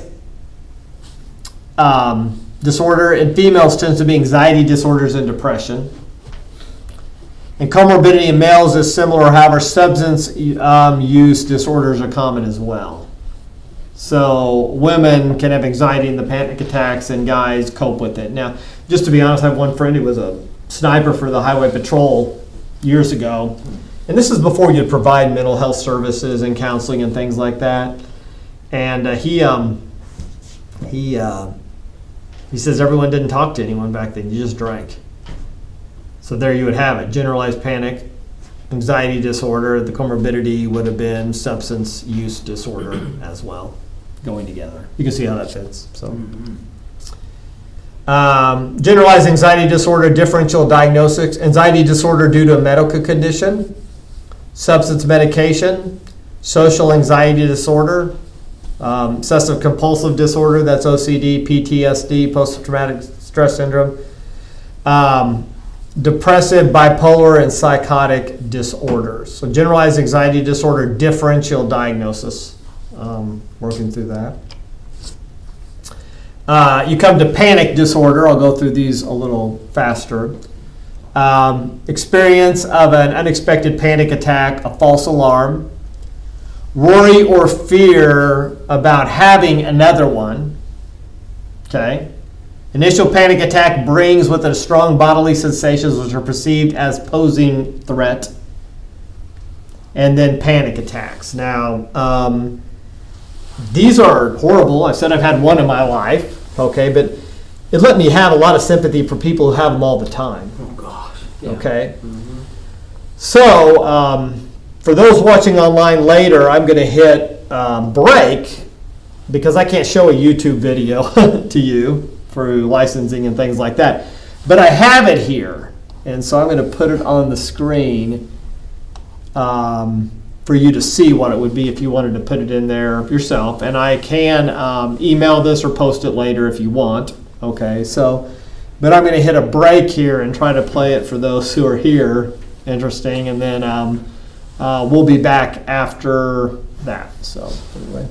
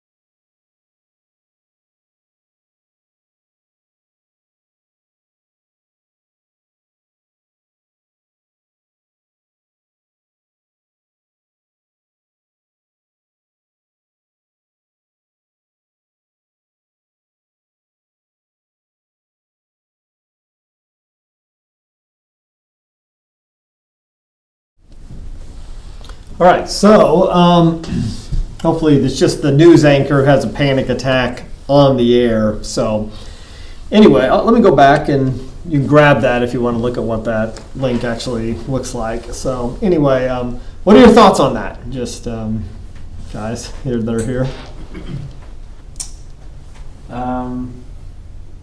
My thoughts always go different places with it. Okay.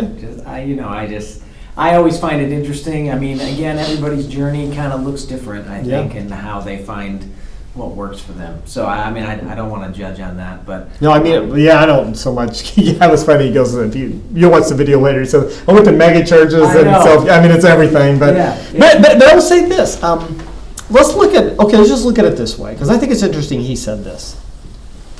We want to share the gospel in a sense of helping people be conformed to who Jesus wants them to be. Mm-hmm. That's what we feel is. Are these problems, and if you have viable counseling, are they not a great opportunity? People have problems and needs. And Christ being the answer is not just this slogan that we're spilling out, right? That's not what's going on there. And so I think if we can kind of, to some degree, realize that happens. But what did you think that this? It's a door, an opportunity. So, but what did you actually think of the panic attack? yeah, I thought, and again, we're kind of our own worst critics. Yes. But I really think to him, because he was comparing himself to this idea of himself, Yep. I think he made that out to be a lot worse than it actually even was. Yes. Like nobody Okay. might have even known that that's what was even going on, but he did. Yes, it's interesting though. I don't think you did. I think somebody from now here's the deal. I will give him credit. He knew physiologically he's having one. Correct. Yeah, so he's feeling like he's having a panic attack dying. But to people on the outside, it just looks like he's bumbling around or he's not that good. Yeah. Okay? But this is interesting. See how that could increase it? So he had his on national television. Okay. And you can see even when they segued back to the other two reporters, they just pick up professionally and go right along. That's how good they are. Right. But she just looked, just for a second, she's like, that didn't go well. You know, so interesting. But yeah. So people could have them in real time. You know, it's funny. It's not the same, but I shared the couple where they had his daughter tested, and they actually triggered the seizures to look at her brain, right? But she can be having the seizure inside of her, obviously inside of her, and she has to tell them she's having it. She knows when they're happening. I'm having one right now. We just don't know the pain that people live with. Yeah. To me, I guess, because I've experienced one before, and it just, I don't know. His looked like kind of like a smaller one. Like you almost, I don't know. Like it almost seemed like he might have been just forgot what he. It looked like that. That's what I'm saying, though. Like Yes. I remember, like literally, like there's no way I would have been able to even sit there. Yeah, but with him, you're right. But I think I'll give him credit. He's having one. It was he handled it really amazingly. But it reminds me of when I had mine, though. I just sat in the car and had it. But I felt like I was going to die. It was horrible. Yeah. But, oh, yeah. So. The fact that he could sit there still was. So social anxiety disorder diagnostic criteria: marked fear or anxiety about one or more social situations in which the individual is exposed to scrutiny by others. Okay. Social interactions, being observed, performing in front of others. Okay. Fears that they will act in a way that will be negatively evaluated. Social situations almost always provoke fear or anxiety with this. Social situations are avoided or endured with intense fear or anxiety. The fear or anxiety is out of proportion to the actual threat, and the symptoms are persistent, typically greater than 6 months. Okay. Now you say here, if I'm going to become a counselor, am I going to? No, you're not going to write all these, memorize all these. But what you do is you do observe some things you'll get used to. How long does it go? What is it? And some of this is intuitive. I mean, obviously, it's intuitive in the name. Social anxiety disorder. I mean, you don't have to have a degree to realize that's socially going to be what that's going to pertain to. But anyway. The symptoms cause clinically significant distress. The symptoms are not attributable to physiological effects of substance abuse or medication. And then the fear, you'll see this common, the fear, anxiety, or avoidance is not better explained by symptoms of another mental disorder. So if another medical condition is present, the symptoms are unrelated or excessive. Specify if the fear is restricted to speaking or performing in public. Okay, so why do you have specify if it's restricted to that, do you think?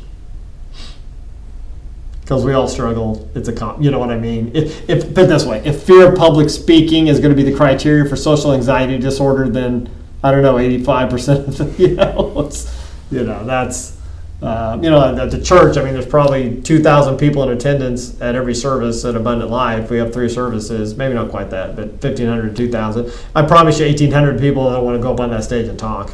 So that's not going to be it, so. Extreme irrational fear or shyness can happen with that. I would say I have a neighbor and family and their oldest son. I would almost diagnose just from observing him with this because it's significant. He has never smiled, waved, or spoken to us. We've been neighbors there 2 years. I could pass him within 10 feet of each other, be looking right at him, and he will not look up. Yeah. Focus on social performance situations, may avoid social situations to endure them with distress. Performance only specifier. Agoraphobia. Individuals with this are fearful and anxious about 2 or more of the following situations. Here we go. Using public transportation, being in open spaces, being in enclosed spaces, standing in line or being in a crowd, or being outside of the home alone in other situations. Okay? So when this happens, specifically, and you'll know it pretty quick. I remember I was with somebody once who was a friend. We went on a missions trip and had panic attacks and anxiety, and I remember was on the plane. You see, a lot of people are just scared of flying. I get that. But yeah, public transportation, closed spaces, standing in line or being in a crowd, and it just overwhelms them, and they go in. So, for that one.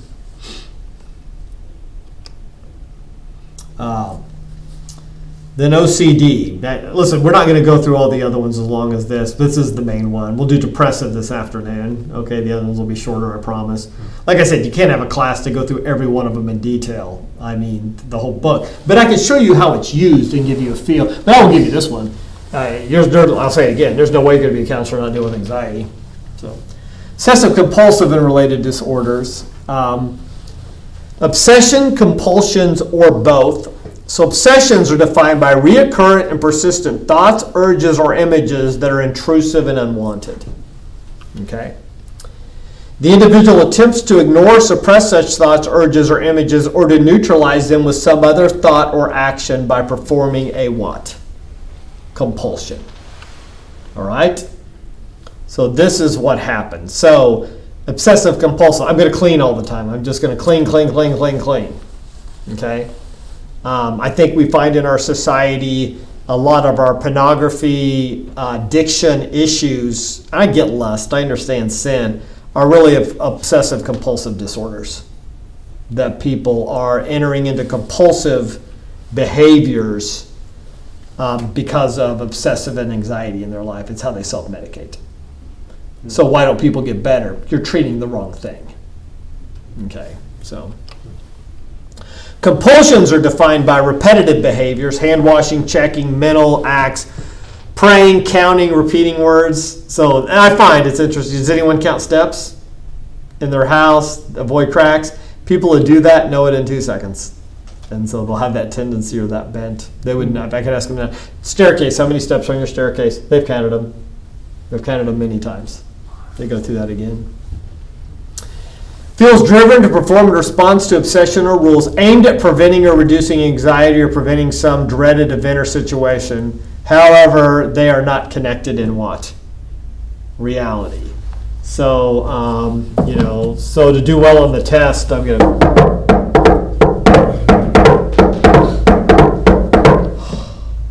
Yeah, that has nothing to do with that. But they'll go through those compulsions. Mm-hmm.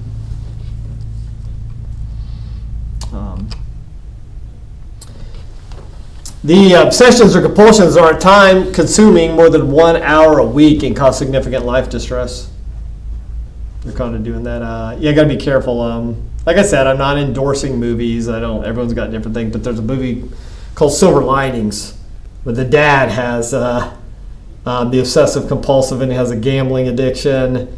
And I can't remember. Everyone has an issue in that, just going through it. But Was it Bradley Cooper? I think? Yes. Yeah, I've seen it. Yes, and but it's interesting going through. And they always have CD, not other factors and that on all of them. So, but yeah. But anyway.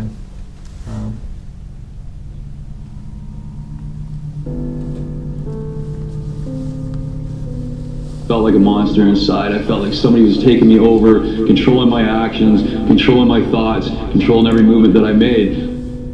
I suffer from a disorder called obsessive compulsive disorder. For short, it's OCD. There's two parts of that. The first part's obsessions. Obsessions are essentially unwanted thoughts, images, and impulses that are extremely repetitive and extremely distressing. Compulsions are quite simply, the actions, whether it's mental or physical, that ease the obsession. My earliest memory of OCD when I was a really young child, all the other kids were basically playing in the dirt, getting food on their hands, getting food on their face. I didn't want to have any dirt near me. I didn't even want to stay in my sandbox. As my illness progressed, I started noticing I was washing my hands a lot more. It went from a certain amount of times to actually ended up taking a really long time constantly watering my hands, watering off the tap that I was using.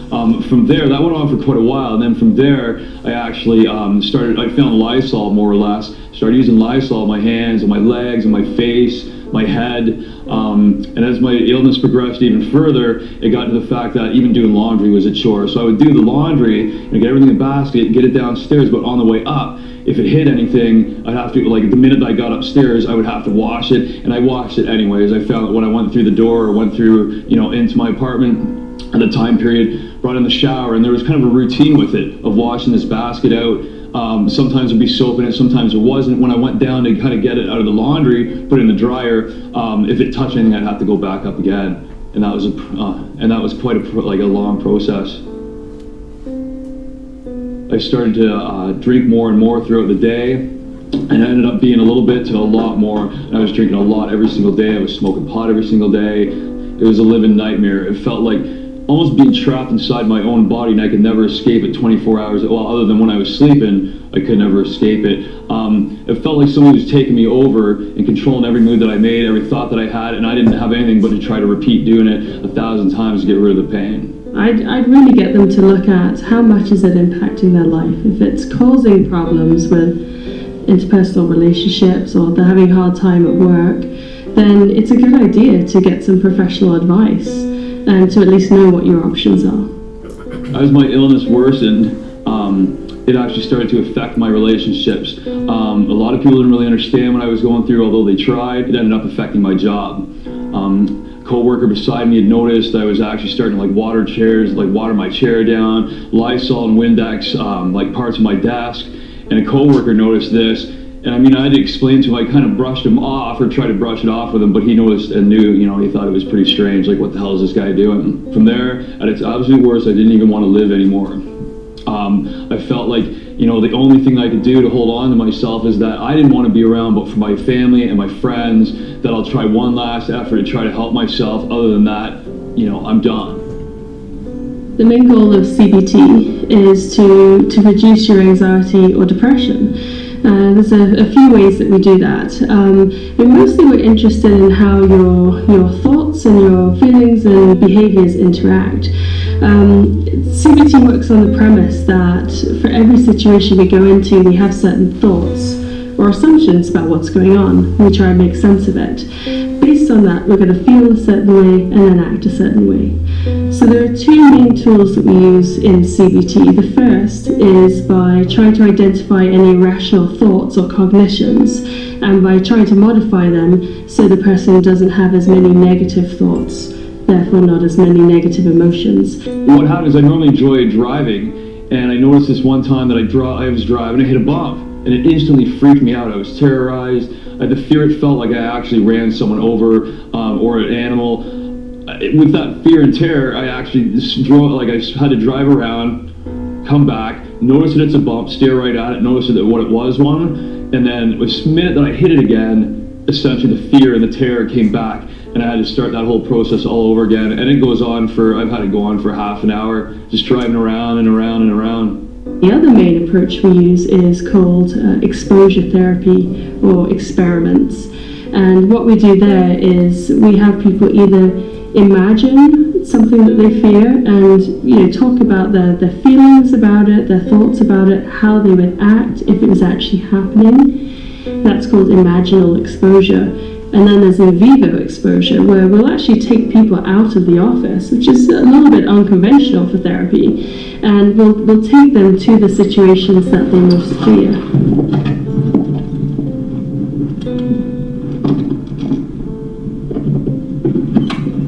The idea with exposures is that if you can stay in the situation long enough, the anxiety-provoking situation, your anxiety habituates, or eventually you basically get used to it. But the idea is doing it in a very gradual, stepwise fashion. What basically happens is when you get your obsession, it's almost instantaneously that the compulsion or the ritual happens. So there's no real break in between. It's like, and then you do it. When I was driving, I'm driving down the road, I hit a bump, it's instantaneous, like crash or crack, I just ran over somebody. And I want to turn around and have to look through the rear view. What exposure teaches me is basically, or teaches you, is to, I would hit the bump and I would just keep driving. And sit with that feeling and sit with the anxiety and before it would go away. And eventually over time it goes away. So, and you can hold off for 30 seconds and eventually it ends up being, you can hold off all day.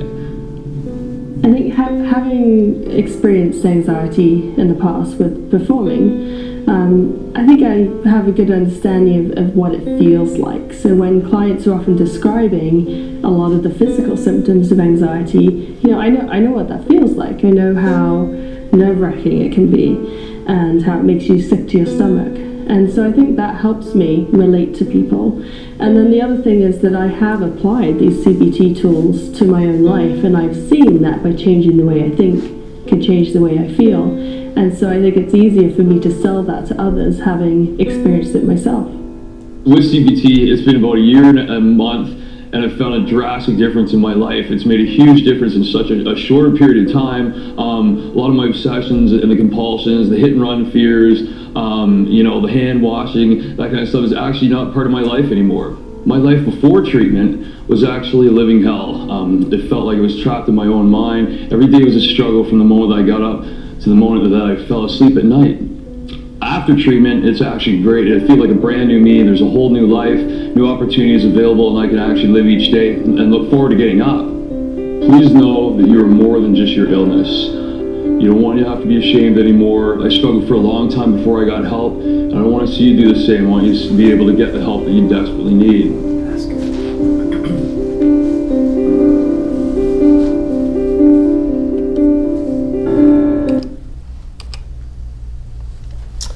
So, just quick thoughts on that? I thought that was brilliant, the idea of staying with it long enough. Yeah. And I mean, I guess I thought that meant at first, until they kind of described it, that he would have to go back there and sit by that hole for long enough to realize it's a hole and then move on. But it was just keep driving. Yes. Just keep going and don't check. And Yeah, you're sitting with the emotion, getting used to the emotion. yeah, Absolutely. sitting with the emotion. Yes. And here's the thing too, what all that counseling is, somebody's sitting with the emotion with you. Now they're not experiencing it. That's what counseling is a lot. Yeah. We're gonna sit with you in that. And so, yeah, in real time. And so I think, so it's good.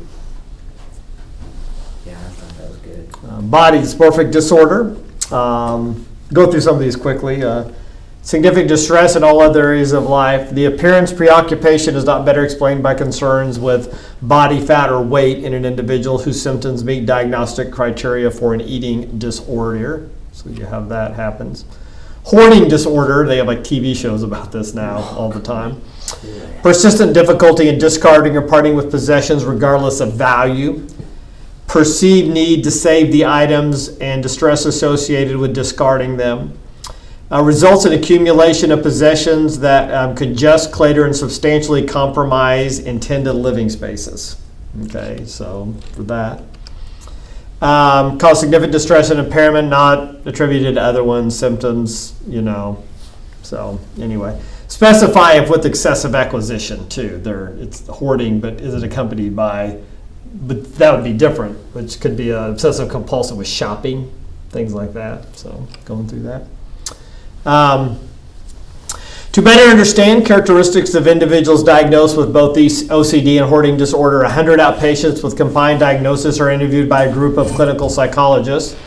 The patient ranges in age from 35 to 67, mean 55.4. An average age of OCD and hoarding onset is 27 years old. The mean amount of time spent per day on ritualistic behavior is 6.8 hours. 78% of the sample is unemployed because their symptoms are so severe. And so you work through tables and things like that, how it looks like. So hoards bizarre items like rotting food, 12%. Hoards common items like newspapers, 70%. Clutter fills most living space, 60%. Engages in checking rituals, checking items or electronics, 70%. Engages in contamination rituals, excessively cleaning or hand washing, 15%. Experiences frequent intrusive thoughts, 89%. Experiences fear of catastrophic consequences, 95%. Experiences fear of discarding items, 98% for that. So anyway, trichotillomania, hair pulling disorders called Rapunzel disease. Reoccurrent pulling out of one's hair resulting in hair loss. Repeated attempts to decrease or stop hair pulling causes significant distress or impairment in all areas of life. Some of these might seem like they're bizarre, but it's more than you think. Not attributed, not happens in 1 to 2% of adults and adolescents. Teenage girls, a lot pulling hair out, things like that. Once again, we're all in anxiety still, so work with that. Skin picking. Recurrent skin picking results in skin lesions. Repeated attempts to decrease skin picking causes significant distress or impairment in all areas of life. Now, I'm not going through all these. We would never have time. But they will have in the DSM-5 a lot of the things I shared with you about GAD, generalized anxiety disorder. So, yeah, we'll do it. 25-year-old female presents to her primary care physician with complaints of muscle tension, especially in her shoulders and neck, contributing to tension headaches. She describes decreased sleep, chronic fatigue, constant restlessness, in addition to poor concentration at work with repeated run-ins with her coworkers. She's been a worrier since childhood with worsening bouts under stress. Physical exams reveal a healthy, tense female with normal vital signs, generalized muscular tension. She does not abuse substances and medical history is unremarkable. What is she? Probably. It's not a trick.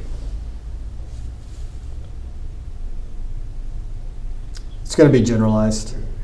So it's not specific to anything, but you've got not sleeping, the fatigue, restlessness, agitation with the coworkers. She doesn't have a medical condition, things like that.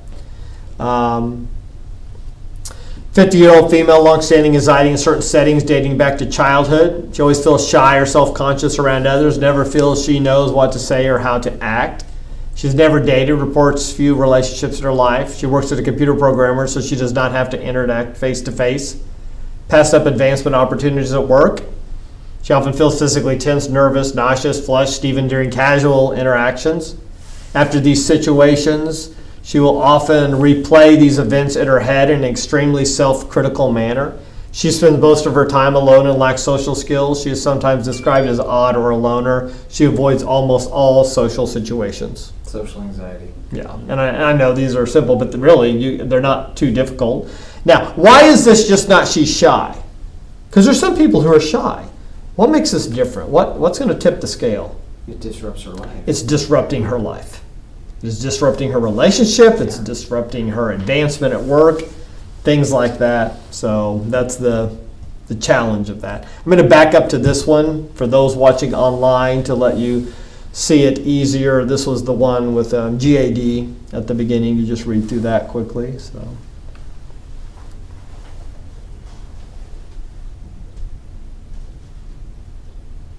I always like that medical terminology. It's unremarkable. Where I say it's boring, so that's good. So anyway, How to be that.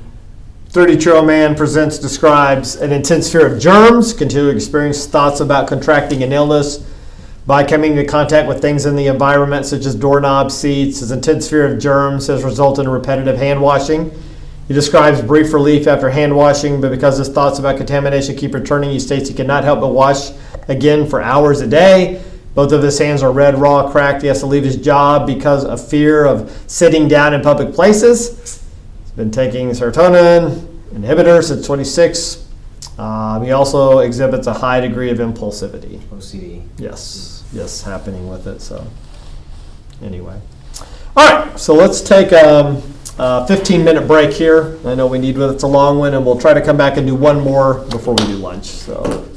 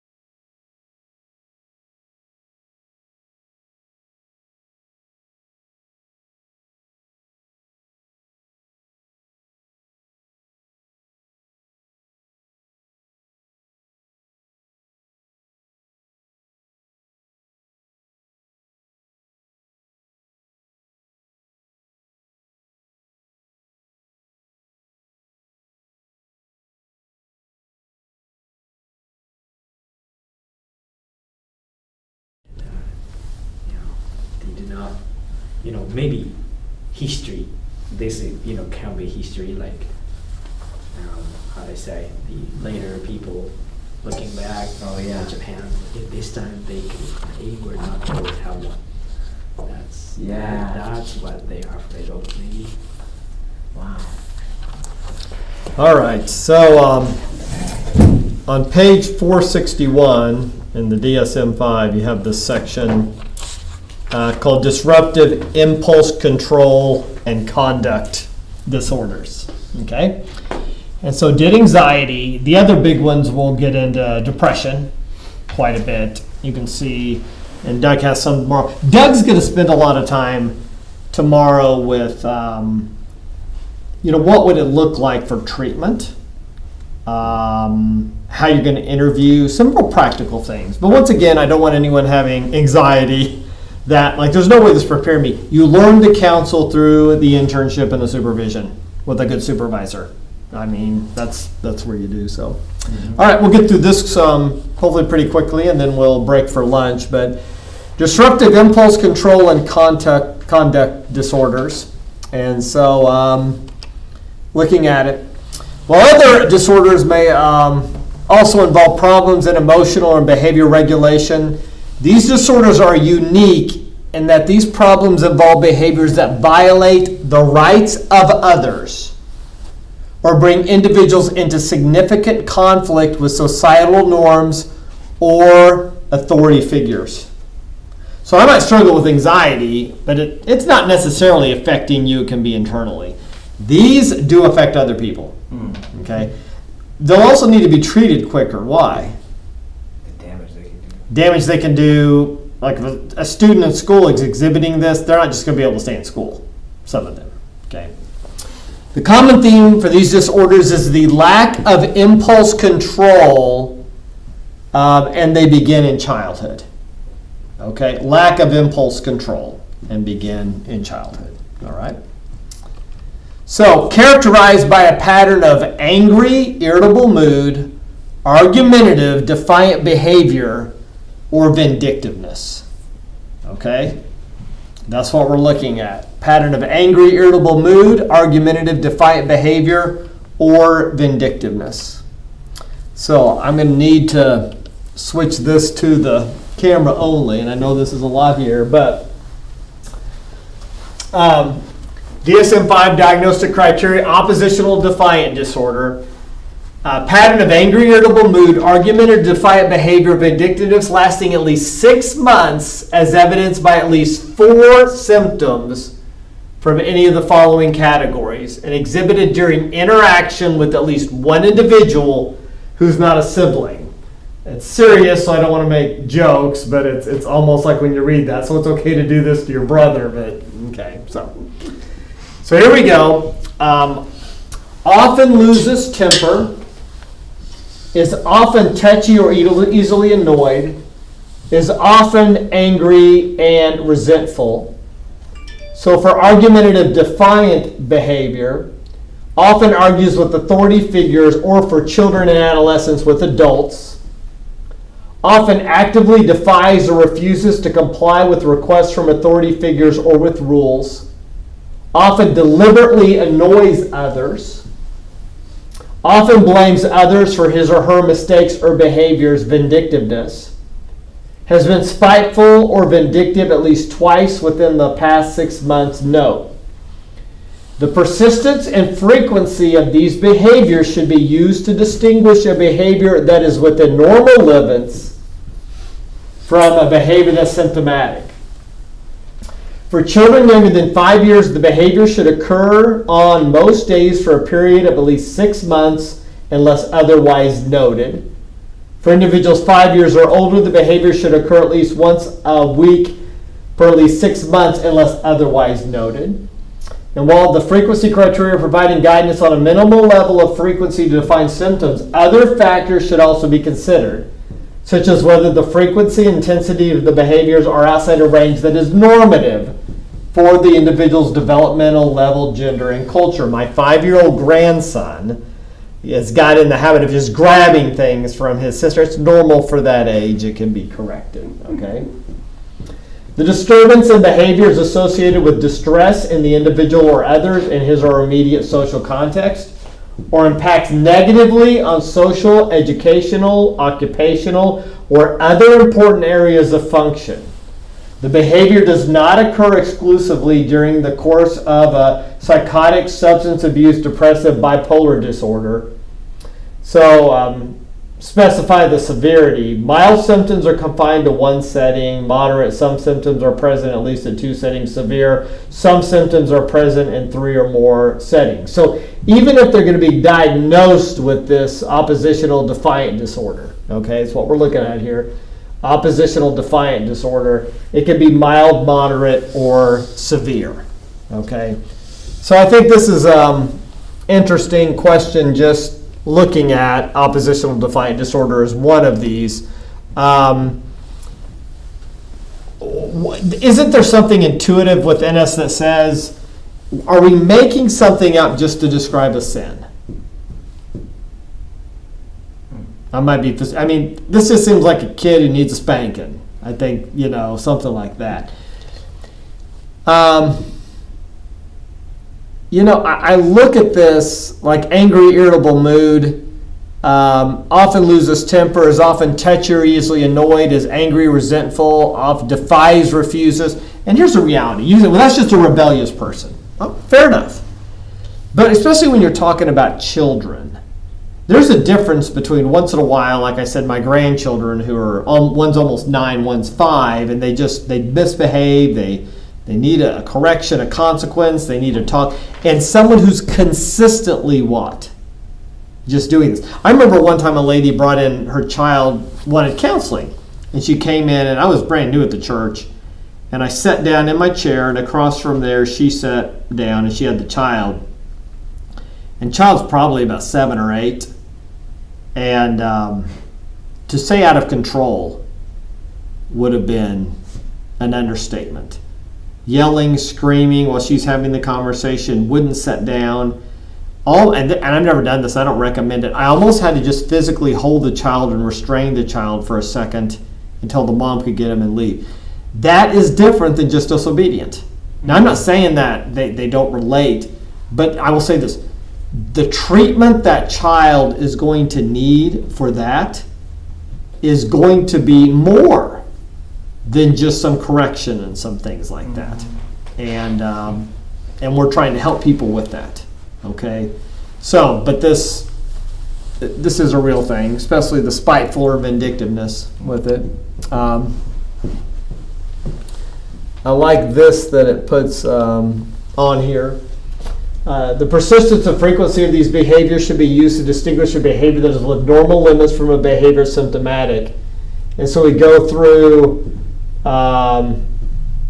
this is kind of repeating that. Oh, actually, that is repeating it. I'm sorry. I didn't mean to have that on there twice. So here we go. These are the big ones you're looking at rather than, so what am I looking at when I'm actually in counseling rather than read the whole DSM-5?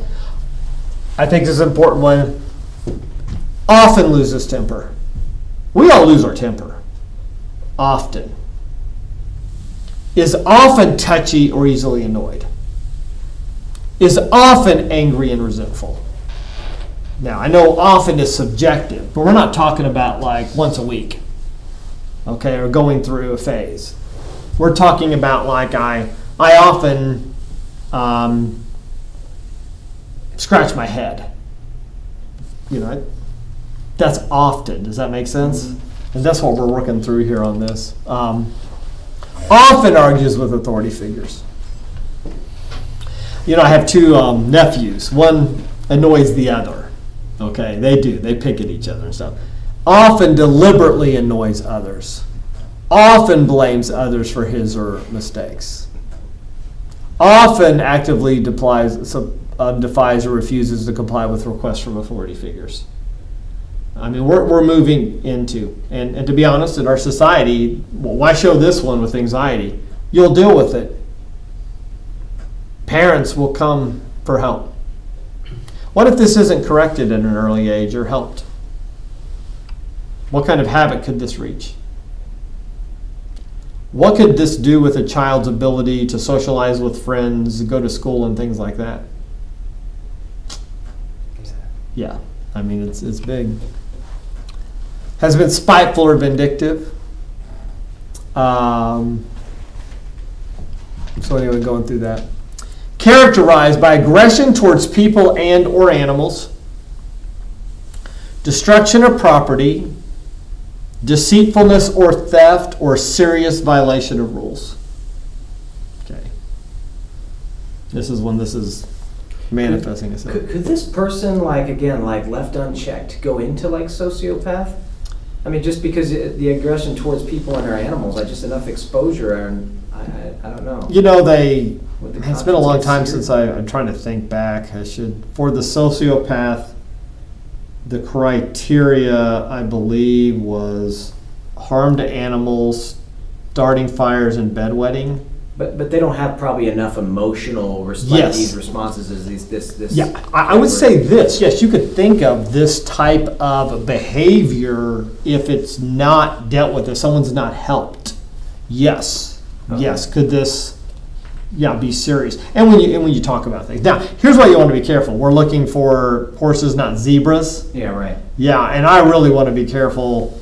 All these Mind Hunter and all these came out, so I just threw them out there. I think that's the triad. I mean, I should know that. I think it was bedwetting, killing animals, and starting fires are the things for. But I tell you what, you start down that road, and then pretty soon you got kids labeled. Remember we talked DSM-5 before Yeah. they're ever. And here's the deal: do you just want to take a kid who's really going through, or is like kind of rebellious and sneaky? And there's a difference between pranks and kids getting in trouble. Yeah, some kids just don't obey many rules, but sometimes I'll tell this story. It's funny. He's passed away now, but I think most of you heard of Jerry Falwell. Mm-hmm. And the church I grew up at in Springfield, Missouri, is called High Street Baptist Church, and Jerry Falwell went to Baptist Bible College, a school down there. Okay. And Jerry Falwell got in trouble when he was in college at that school, I think, for riding a motorcycle in the hall. I don't think I'm making that up. Okay? Pretty big prank for college. Some kids just get in trouble. That's not what we're talking about here. Some are going to bend the rules. I remember I was a good kid. I really was compliant. But there were some rules I did feel were either unfair or meaningless. And I remember in high school, they had special parking for faculty. And the students had parking for the students. And of course, the student parking was farther away. And every year of high school, I would park in the faculty parking. Didn't have a sticker, I just parked there. I just parked there all year. I think on 3 separate occasions, the vice principal, who's used to dealing with kids who are stealing, back then it was smoking, fights, that was never me. I made decent grades, I was a good kid. He'd call me down to his office. Jeff? Yes, sir. You know, faculty's parking's for the faculty. I need you to get back to student parking. Yes, sir. I'd go back and do it a while, and then at least 3 different times. It's kind of this routine we went through, okay? Now, I wasn't being defiant, I wasn't disrespectful, but here's the reality. There really wasn't much of a consequence for me. I wasn't belligerent, but if they really wanted me to quit parking there, one consequence would have cured that, anything. It wasn't like I was living to park there, it was just easier. It's raining, I'm by the door. It's just like, that's not going to be this defiant, okay? This is just flat out the bent towards that. Does that make sense? I absolutely had this disorder. Did you? No doubt about it. Okay. There's no doubts in my mind. That's interesting. I absolutely did growing up. I was beyond defiant most times. Okay. To almost all authority, to some extent. It's not like I couldn't control it, but I just didn't. So we have a common counselor friend that we know, John, right? He was like that, I think. Have you ever talked to him? Oh yeah. Oh, okay. Oh yeah. Yeah. Yeah. Him and I have met regularly for a while. Yeah. And we talked about that a little bit. Just Yeah. Yeah. But see, okay, so this is hope. What helped you, do you think? Well, I would say probably the first thing that really helped me was, and yes, it was becoming a Christian, but at the same time, the first authority figure that came into my life that actually treated me with respect and actually showed me kindness and didn't lord any sort of power over me or Yeah. try to take advantage of that or treat me lesser than or condescend, and actually treated me like Yeah. an adult, like just, I don't know. And all of a sudden it completely just, and that kind of, again, when he was the one mentoring me and discipling me and preaching the gospel to me, then I was more likely to listen because I respected him, That's awesome. and it wouldn't have happened otherwise, Yep. you know. So that also in a way helped me view God in that way, Yeah. That's awesome. you know. And I think that's a great testimony to when we say clinically descriptive and wisdom prescriptive, meaning, yes, some of this community, healthy community, change environment, those are things you can look to in Scripture. All of a sudden, somebody pouring into you. It could be, okay, so in your life, I don't think, was that modeled for you? Was somebody abusive to you? Well, it was just like I said, I grew up in we just, my whole family, all we did was really fight and argue and Okay. yell Yeah. and And so I would say this, so you could say what's modeled. I would say this then, I'd probably take I'm going to cancel you here online, but the deal would be this: sins of commission, meaning in the world system you were in, what didn't you get you needed?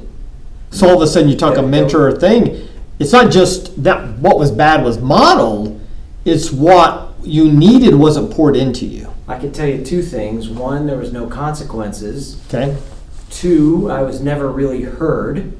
I just got lectured.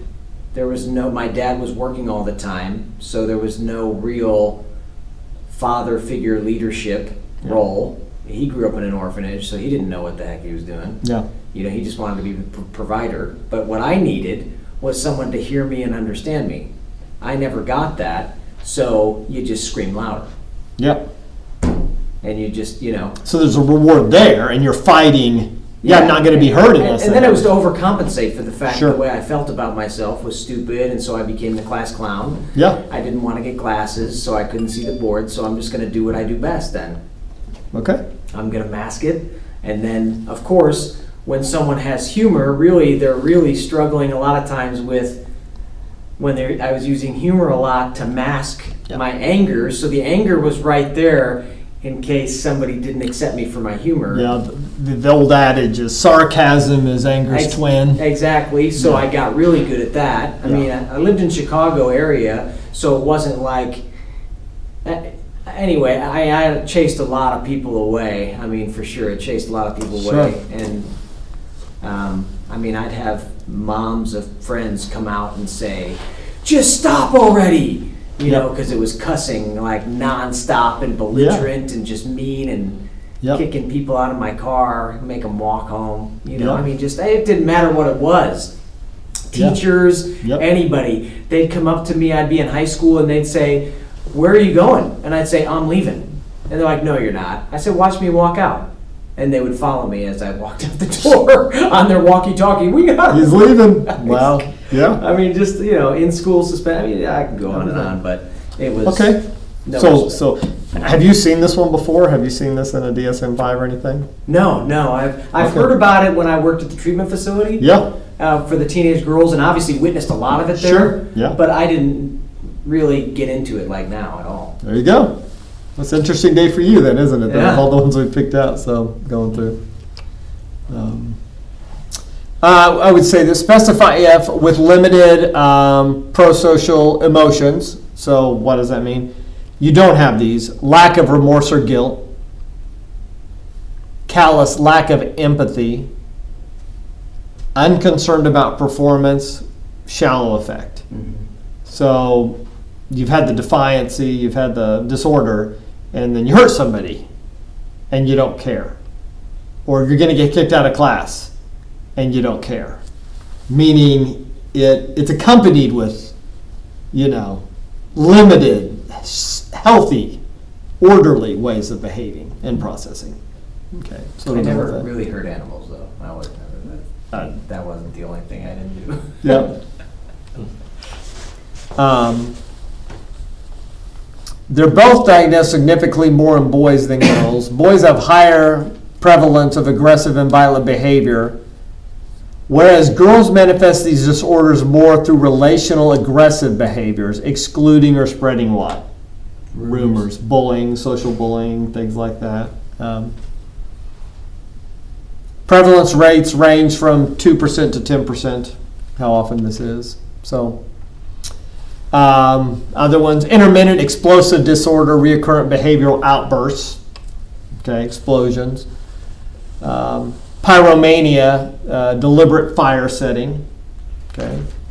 Kleptomania, failure to resist impulse to steal, okay.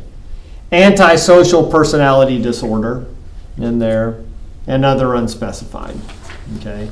So when you're going through, you got your oppositional defined, your intermarital is going to be on 466. You have a conduct disorder on 469. Pyromania is on 476.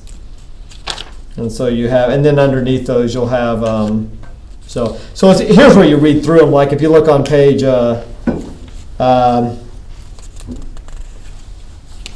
page 478 for kleptomania, recurrent failure to resist impulses to steal, increased sense of tension immediately before committing the theft, like devils have to. Pleasure gratification when you steal. The stealing is not committed to express anger or vengeance and is not in response to delusion or hallucination. The stealing is not better explained by other things, manic episode, antisocial. Okay, so yeah. And in a lot of movies, you'll find they'll have these in movies. For some reason, we find them entertaining. Conduct disorder. Using a combination of neuroimaging, physiological, and observation tools, Malaskis explores the development of emotional empathy in children at risk for psychopathology, such as children with conduct problems and those with social anxiety. So what's a skill we really want to teach our children that's good to develop empathy? The lack of that they don't care. They don't care that they hurt. And you know, you can have kids who really get in trouble a lot and do things, but when they do, they still feel bad. You can say, well, shouldn't feeling bad help to kind of curb the behavior? Yes, ideally. But if you can still see the empathy, the sadness, the care, I hurt, good. When that's disappearing or that's not there, you can see how that opens the door to a lot of these conduct disorders. So in the end, we talk about, you know, there's not going to be a sociopath in here. By the time you're talking about that type of person, they have none of that. Mm-hmm. You know, in the Batman movies, it's the Joker. Okay, I mean, it's those things. So yeah, that's what I thought of. Anyway, all right. So let's take a break until lunch, until 1:30. Okay. So we'll take a break until 1:30, and then we'll be back. By the way, that's 1:30 Central Time. You Colorado